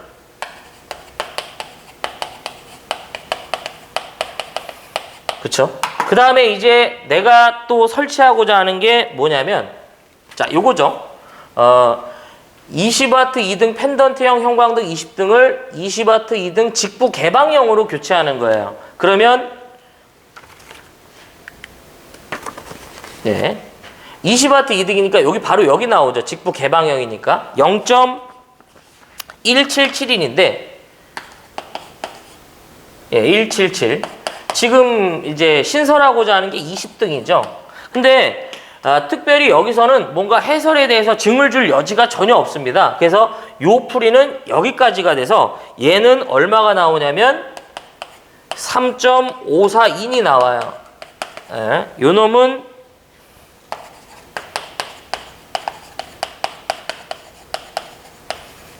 그래서 이 인공을 사그리 더하면 얼마가 나오냐면 총 인공이, 즉 요거 이제 없애버릴게요. 예.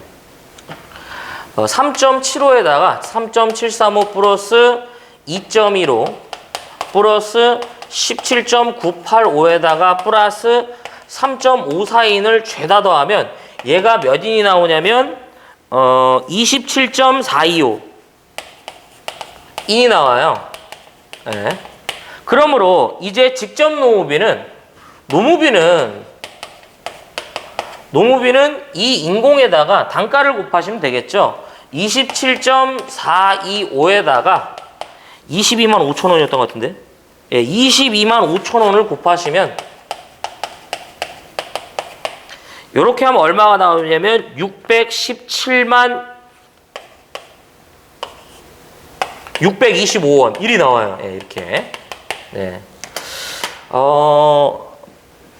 그리 사실은 이제 어려운 문제는 아닌데 딱 보면 이제 좀 까다로울 수는 있죠. 근데 순서를 여러분 이제 혹시나 이제 이런 견적 문제를 잡으실 때는 이런 식으로 내가 공사하는 과정을 보고 접근해야 돼요. 지금 교체니까 교체는 이제 철거하고 교체한다는 건 먼저 드러내고 내가 설치하는 거니까 이런 순으로 이제 좀 접근하면 좀 좋죠. 예.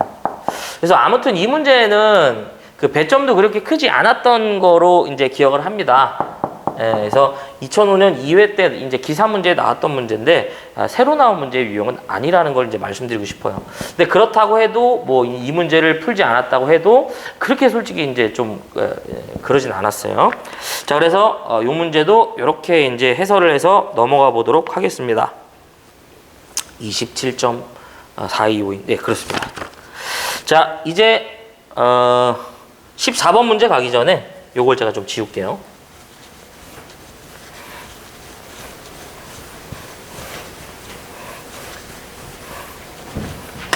자, 보겠습니다.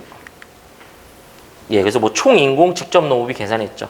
이게 직접 농업이라는 게 실제로 그 부분에 대해서 일을 하시는 분이라고 이제 분에 대한 그 노무비가 됩니다. 저희가 이제 노무비는 직접 노무비가 있고 간접 노무비가 있는데 어쨌든 자 14번째 전등을 3개소 전멸하기 위한 3로 스위치 2개와 4로 스위치 1개를 조합하는 경우 이들의 이제 개통도를 그리시오라고 이제 됐는데요. 요거는 이제 제가 저희 심벌 시간에 항상 강조드렸던 문제예요. 요즘에 이제 대세 문제는 전선의 가닥수 문제랑 그 다음에 이렇게 이제 3로 스위치에 대한 문제가 좀 나오기 때문에 여러분들이 잘 좀 기억을 좀 하셨으면 좋겠습니다. 이게 좀 이 조건에 따라서 좀 이 제보가 좀 달라지는데 주로 기본적으로 저는 이런 부분들은 우리가 기본 회로를 좀 그릴 줄 아셔야 돼요. 3로 스위치가 이제 이렇게 있고요. 4로 스위치가 기본 회로를 제가 먼저 그릴게요. 자, 이렇게 된 건데, 예, 저희 이제 교재에 있는 문제입니다. 근데 이제 이것이 이제 어떻게 주어졌냐가 이제 핵심인데, 보통은 저희가 이렇게, 요게 이제 3로 스위치가 되고요. 요게 4로 스위치가 됩니다.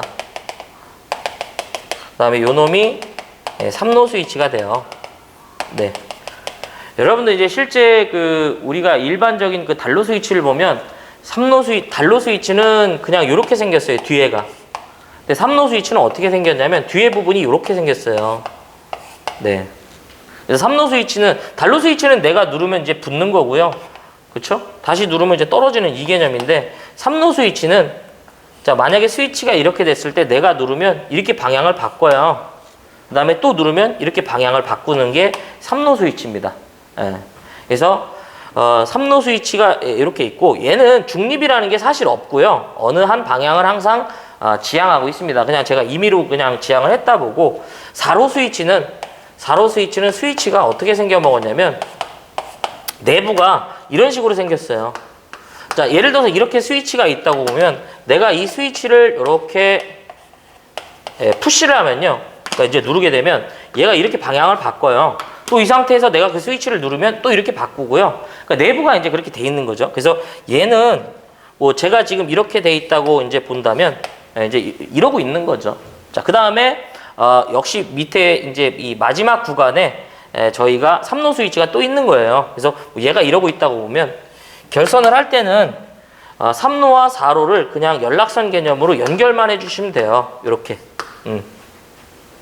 만약에 지금 이렇게 됐으면은 불은 꺼져 있는 상태가 되겠습니다. 물이 가다가 그쵸? 예, 꺼지고요. 근데 내가 만약에 여기서 이제 이게 3개소 전멸이라는 건 여러분들 세 군데에서 이 램프를 켜고 켜고 할 수 있다는 얘기죠. 요거 먼저 말씀드렸어야 되는데. 그래서 내가 뭐 여기가 이제 뭐 거실이고요.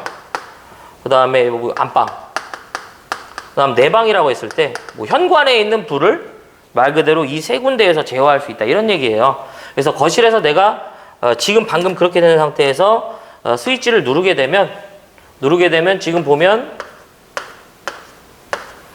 이렇게 되죠. 예, 불이 켜지고요. 다시 이 상태에서 내가 뭐 안방에서 스위치를 누르게 되면 이렇게 되겠죠. 이렇게. 그러면 지금 불이 꺼지는 개념이 되고요. 네. 그다음 뭐 내 방에서 누르면 이건 뭐 일로 향하니까 불 들어오겠네. 또 내 방에서 꺼도 뭐예요? 이렇게 일이 되니까 불 꺼지죠. 네, 그래서 요게 기본적으로 이제 3개소 전멸을 위한 3로 스위치와 4로 스위치의 이제 이 조합도에 대한 기본 회로도입니다. 요거는 꼭 기억을 하셨으면 좋겠습니다. 밑에다 좀 쓰고 싶은데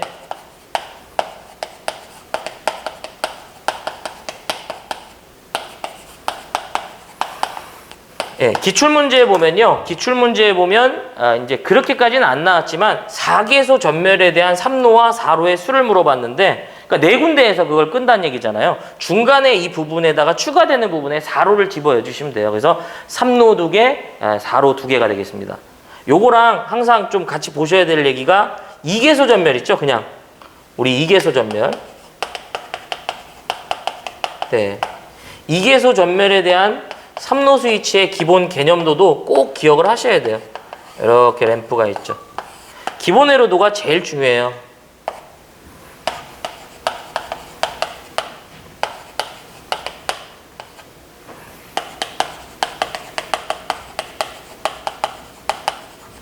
이렇게. 그래서 얘도 이렇게 이제 연결되어 있고요. 얘가 항상 어디를 이제 지칭합니다. 이렇게. 예. 원래 이제 뭐 제가 그 말씀은 안 드렸는데, 삼로 스위치는 스위치 뒷면을 보면 번호가 있어요. 0번, 1번, 3번, 0번, 1번, 3번. 이 위치는 의미가 없고요. 예. 그래서 저희가 이렇게 이제 이 이계소 전멸에 대해서도 여러분들이 좀 기억을 하시면 좋습니다. 예. 두 가지. 그래서 뭐 이제 별도의 요 문제는 이제 요거 이제 아무래도 보면은 중간에 이제 삼로 스위치에 요런 부분이 주어지고요. 주어지고 요 부분이 그 제가 이제 뭐 그림을 그릴 때 보면 요렇게 뭐 이제 요렇게 주어진 것 같아요. 자, 이쪽 지워 보겠습니다. 이렇게 되어 있고요. 얘네들이 뭐 이렇게 주어져 있겠죠. 뭐 이런 식으로. 뭐 이렇게 해서 뭐 그 평면도를 완성하시오. 뭐 이런 식으로 이제 돼 있다고 보겠습니다. 어쨌든 요걸 기억하시면 이 문제는 사실 아무것도 아니죠. 예. 자, 그래서 14번도 여러분들이 이런 문제는 제가 이제 그 꼭 강조드렸던 문제이기 때문에 잡고 가는 거죠. 자, 15번 문제 보도록 하겠습니다. 자, 요건 지워보겠습니다. 이제 거의 다 끝났어요. 조금만 참으세요. 자, 15번 보면 소선의 직경이 3.2mm인 37가닥의 연선을 사용 시 외경을 물어봤는데, 이 문제도 보면은 이제 그 전력에서 보통 저희가 조금 이제 필기 때 좀 볼 수 있는 문제인데, 아마 실기 때에는 좀 여러분들이 좀 힘들지 않았나 생각합니다. 그러면 저희가 연선에 이제 외경을 물어보는 공식이 있는데요. 연선의 외경을 이제 계산할 때, 자, 이런 공식이 있는데, 먼저 얘네들의 각각의 의미를 좀 봐야 돼요. 그래서 여기서 N은 층수를 얘기하고요. 이 D가 직경을 말합니다. 소선에. 예. 그러면 여러분들 여기서 이제 층수를 계산하는 방법이 있는데, 층수 N은 3N의 N 플러스 1에 플러스 1의 형태의 계산 문제가 있습니다. 그러면은 저희가 예를 들어서 이제 간략하게 제가 1층짜리 연선을 보면, 지금 보면 예를 들어서 요게 이제 중심수선 빼고요. 요게 이제 1층이 돼버리는 개념인데, 여기에다 1을 잡아여면 3 곱하기 1에다가 1 플러스 1에다가 얘를 계산하면 얼마가 나오냐면 이 2죠. 이 3이고 이렇게 되면 7가닥이죠. 이 7가닥인데, 여기서 말하는 이제 소선 직경은 바로 이걸 얘기하는 거고요. 요 D. 그 다음에 외경은 바로 이걸 얘기하는 거죠. 예, 이렇게. 그러면은 37가닥인데 층수는 N은 1, 2, 3, 4까지 나온다고 보시면 돼. 그래서 2를 여기다가 잡아넣어서 계산하면 19가닥 나오고요. 총 이제 가닥수가. 그 다음에 3을 넣으면 요게 37가닥이 나와요. 그래서 지금 이 가닥이 37가닥이라는 건 2층이 몇 층이 된다? 3층이 된다라는 걸 이제 알 수 있죠. 그래서 바로 잡아 들어가면, 자, 이 지워볼게. 나머지는 이제 끝난 거예요. 기본 1 플러스에 2 곱하기 3에다가 소선의 직경이 3.2죠. 그렇게 해서 얘를 계산하니까 22.4mm가 나와요. 근데 아마 이제 이런 문제는 기사 문제에서 흔한 문제가 아니기 때문에 조금 어려운 문제 유형 중에 하나라고 봅니다. 근데 이제 여러분들이 이제 전력에서 이제 보통 공부하시는 내용인데, 여기서 보면 이 N이 어쨌든 이제 이 층수를 얘기해요. 그래서 별도의 이제 소선의 총 가닥수를 이용해서 층수를 별도로 알아서 이제 이렇게 요 공식으로 들어갔어야 되는 문제가 되겠습니다. 자, 이제 마지막 라스트 문제가 되겠습니다. 16번. 다 끝났습니다. 조금만 참아주세요. 자, 16번에 보면 다음 간이 수전 설비를 보고요. 물음에 답하라고 합니다. 여러분들 보면은 저희가 이 간이 수전 설비는 종종 그 기사 문제에서 얘를 그리라고도 하기 때문에 요 그림을 좀 기억을 좀 하셨으면 좋겠어요. 그래서 우리는 보면은 간이 수전 설비라는 게 있고 정식 수전 설비가 있거든요. 둘의 차이점은 뭐냐면 정식 수전 설비는 차단기와 개전기의 조합이 된 설비를 말합니다. 하지만 이 수전 설비는 차단기와 개전기 조합이 생략된 설비예요. 그래서 실제 실무에서는 변압기 용량이 1000kVA 이하가 되면 정식 수전 설비가 아닌 간이 수전 설비를 구현할 수 있습니다. 하지만 1000kVA를 초과하면 간이 수전 설비가 아닌 무조건 정식 수전 설비로 구현해야 돼요. 물론 1000kVA 이하가 되는 곳도 보면은 꼭 간이가 아니라 정식을 구현해 놓은 곳도 있어요. 보면은 보통 중요도가 높은 곳. 예. 그래서 어쨌든 간이 수전 설비와 정식 수전 설비는 그런 차이점이 있고요. 자, 먼저 문제 첫 번째 문제를 보면, 자, 어쨌든 우리는 이거 하기 전에 간이 수전 설비를 이제 그릴 수 있는 그런 연습을 하자 이런 얘기고요. 첫 번째, 이 자동 고장 구분 계폐기의 락 전류 값과 락 전류의 그 기능인데요. 이 ASS죠. 오토매틱 섹션 스위치가 되는데 이 락 전류 값은 800A가 됩니다.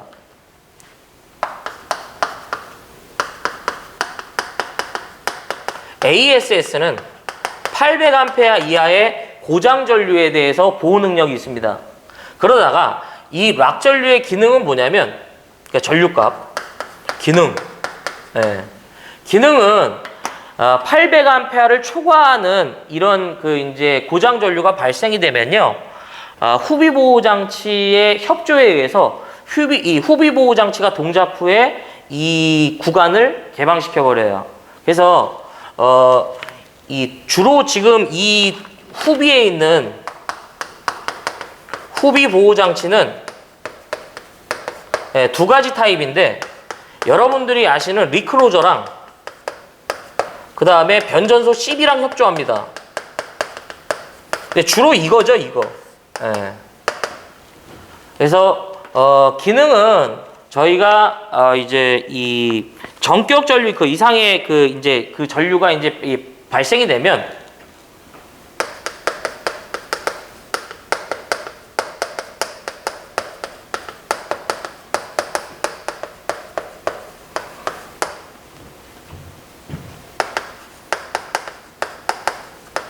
후비 보호 장치, 지금 말씀드리는 리클로저랑 변전소의 CB가 되고요.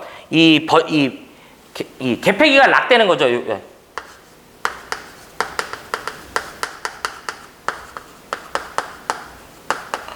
후비 보호 장치 동작 후에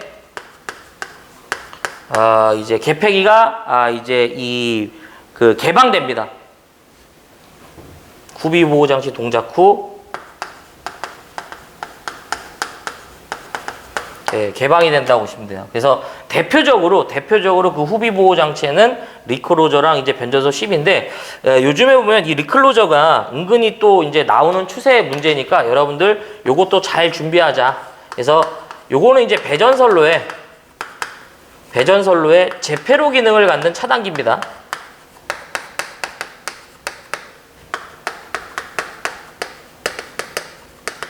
예.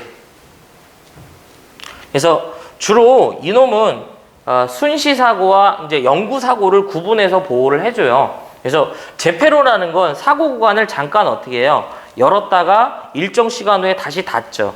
왜냐하면 순간적인 사고가 많기 때문에 이거를 이 리클로저는 만약에 어떤 특정 사고가 발생되면 특정 이제 이 시간을 이 무전압 구간으로 열어주는 거죠. 그러다가 특정 시간 후에 다시 들어가고요. 만약에 또 일정 시간 후에 또 그대로 들리면, 요거는 이제 이 세팅에 따라 달라지지만, 어쨌든 만약에 이제 3회 세팅이라면, 예를 들어서 이제 고장 구간에서 열렸다 닫혔는데 또 다시 열렸다가 또 닫히고요. 만약에 그 다음에 열리게 되면 그 사고는 영구 사고로 분류를 하기 때문에 순간적 사고가 아니죠, 지금. 그래서 아예 그 구간을 개방해 버립니다. 그래서 요 ASS는 저희가 이제 이 자동 고장 구분 개폐기죠. ASS는 특고압 수용과 인입구에 설치를 해갖고요. 이제 후비 보호 장치, 리클로저나 변전소의 CB와 협조하에 이제 정전의 구간을 최소한으로 제어하기 위한 이제 개폐 장치가 된다고 보시면 되겠습니다. 어쨌든 락 전류는 800이고요. 그 다음에 이제 이 락 전류의 기능은 바로 이제 이렇게 이제 이 얘기를 할 수 있죠. 이 문제도 뭐 여러분도 이제 쉬운 문제는 아니라고 봅니다. 자, 그래서 요렇게 되고, 자, 예. 그 다음에 잠깐만. 2번을 넘어갔죠. LA의 전격 전압과 제1 보호 대상이죠. 지금 보면 저희가 투투나인 같은 경우에는 LA가 전격 전압이 18이죠. 18kV가 되고요. 제1 보호 대상은 이 변압기가 됩니다. TR이 되죠. 예, 그래서 전격 전압은 18, 그 다음에 이 제1 보호 대상은 변압기가 되겠습니다. 자, 그 다음에 세 번째, PF 한류 퓨즈의 단점인데요. 일단 퓨즈의 그 단점은 재투입이 불가능하고요.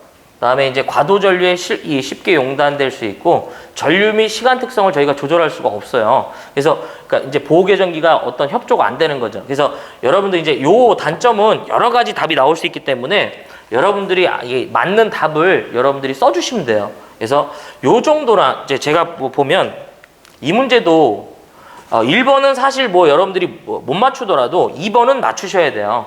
그래서 그러니까 우리가 다 틀리면 안 된다 이런 얘기죠. 이런 문제. 이거는 뭐 예. 그 다음에 요것도 이제 여러분들이 이제 뭐 제가 이제 이거는 뭐 1번에 대한 거지만 맞춰야 되고 그 다음에 4번도 여러분들이 뭐 이제 쉽게 접근할 수는 없는 문제라고 생각합니다. MOF의 전격 과전류 강도인데 요게 이제 아까 그 CT의 이 과전류 강도 있었죠? 그놈이랑 좀 저기한 부분인데 어쨌든 자 이거 지워볼게요. 문제는 읽어야죠.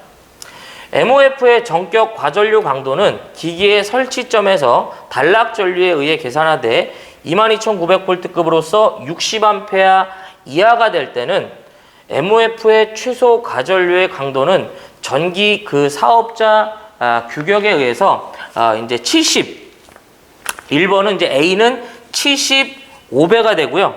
요거 정해져 있는 값이에요. 계산한 값이 75배 이상인 경우에는 150배를 적용하며 정해져 있는 값입니다. 60A를 초과할 때는 MOF의 과전류 강도는 40배를 적용한다. 그래서 이게 보면 A, B, C가 있죠. 요 놈은 이제 저희가 75배가 되고요. 그 다음에 요 놈은 B는 요게 150이 돼야 되고요. 요게 이제 40배가 됩니다. 예. 그래서 이게 뭐 60배라는 게 뭐 이제 예를 들어서 뭐 40배라는 게 뭐 이런 의도예요. 60A짜리라면 60대 5짜리라면 말 그대로 60에다 40을 곱했다 이런 뜻이에요.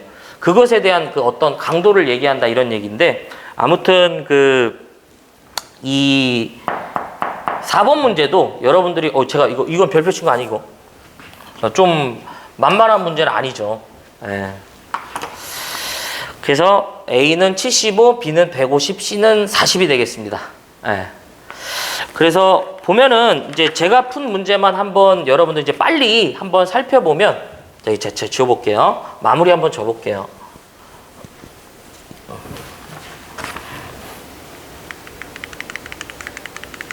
자, 거의 다 끝났으니까 조금만.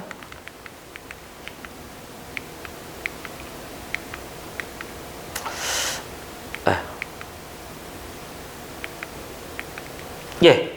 요거 이제 5번 문제, 요런 문제는 꼭 맞춰주셔야 되는 거예요, 이거. 기출문제에도 한두 번 출제된 문제가 아닙니다. 여러 번 출제됐고요. 이 문제는 이 그림 자체가 딱 나오는 순간, A상에 흐르는 전류는 부하전류와 지락전류의 합계구나. 유무요분 분리해야겠구나. 이런 거 좀 기억하시면 좋죠. 네. 그 다음에 뭐 이제 6번은 오래된 문제예요. 이거는 솔직히 뭐 이제 틀렸다고 해도 뭐 특별히 제가 이제 여러분들이 너무 저기 하지 않으셔도 되는 문제고 그 다음에 이거는 피레기 문제는 이게 무조건 나와 항상 하여간 어떤 식의 형태든 피레기 문제는 아까 이제 요번에는 두 문제나 나온 거죠. 어쨌든 피레기 문제는 꼭 잡아야죠. 그래서 5번, 7번 꼭 잡았어야 될 문제고 그다음에 8번도 이제 차동 계정기에 이제 이 전류죠. 이것도 뭐 1차 전류와 2차 전류의 이 차가 되는데 항상 계산할 때 조심해야 될 게 요 이제 그 CT의 그 델타 측에 이 전류가 루트 3배 이제 커지는 그 부분을 좀 잘 기억하셨으면 좋겠습니다. 이런 문제는 이제 이 결선 문제도 꼭 준비하셔야 되고요. 그 다음에 이거는 뭐 이제 보자마자 아까 뭐 제가 빨리 말씀드렸지만 오른쪽 왼쪽 요게 핵심이죠. 요것도 무조건 맞춰져 줬어야 되고, 이것도 좀 어려운 문제 유형은 있는데요. 이제 19년도 이외에 이 비오차에 관련된 식을 쓰라고 했기 때문에 좀 그 식을 기억했으면 요것도 좀 단답 형태의 문제로서 좀 어려운 문제는 아니었는데 아무튼 그렇습니다. 11번은 이제 욕심이 없어요. 이거는. 네. 열적 과전류 강도와 기계적 과전류 강도에 이제 식을 쓰라는 건데 만만치 않죠. 예. 요거 뭐 댐퍼 설치하는 거 이제 뭐 이거는 그 전선의 진동 방지 뻔한 문제. 항상 그런 거 뭐 그 오프셋 그 이제 상하 혼촉 방지하는 거 이런 것도 좀 같이 기억하면 좋죠. 네. 잡아야 되는 문제고 13번도 뭐 이게 사실은 푸는 유형의 문제를 보면 그렇게 어려운 문제는 아니죠. 견적 문제인데 여기 부분이 이제 요게 원래 이제 이 곱하기 1 이런 게 있는데 요게 이제 좀 없네요. 그것만 저희가 그 다음에 이제 14번 요거는 이제 제가 이제 저희 강의 때 이제 심벌 때 항상 강조드렸던 문제인데 기본적으로 그 기본 회로도가 중요하죠. 그래서 나중에 이런 건 진짜 써먹을 일이 있습니다. 요즘엔 좀 잘 안 하는데 할 줄 아시면 저 그림대로 연결하시면 진짜 점등돼요.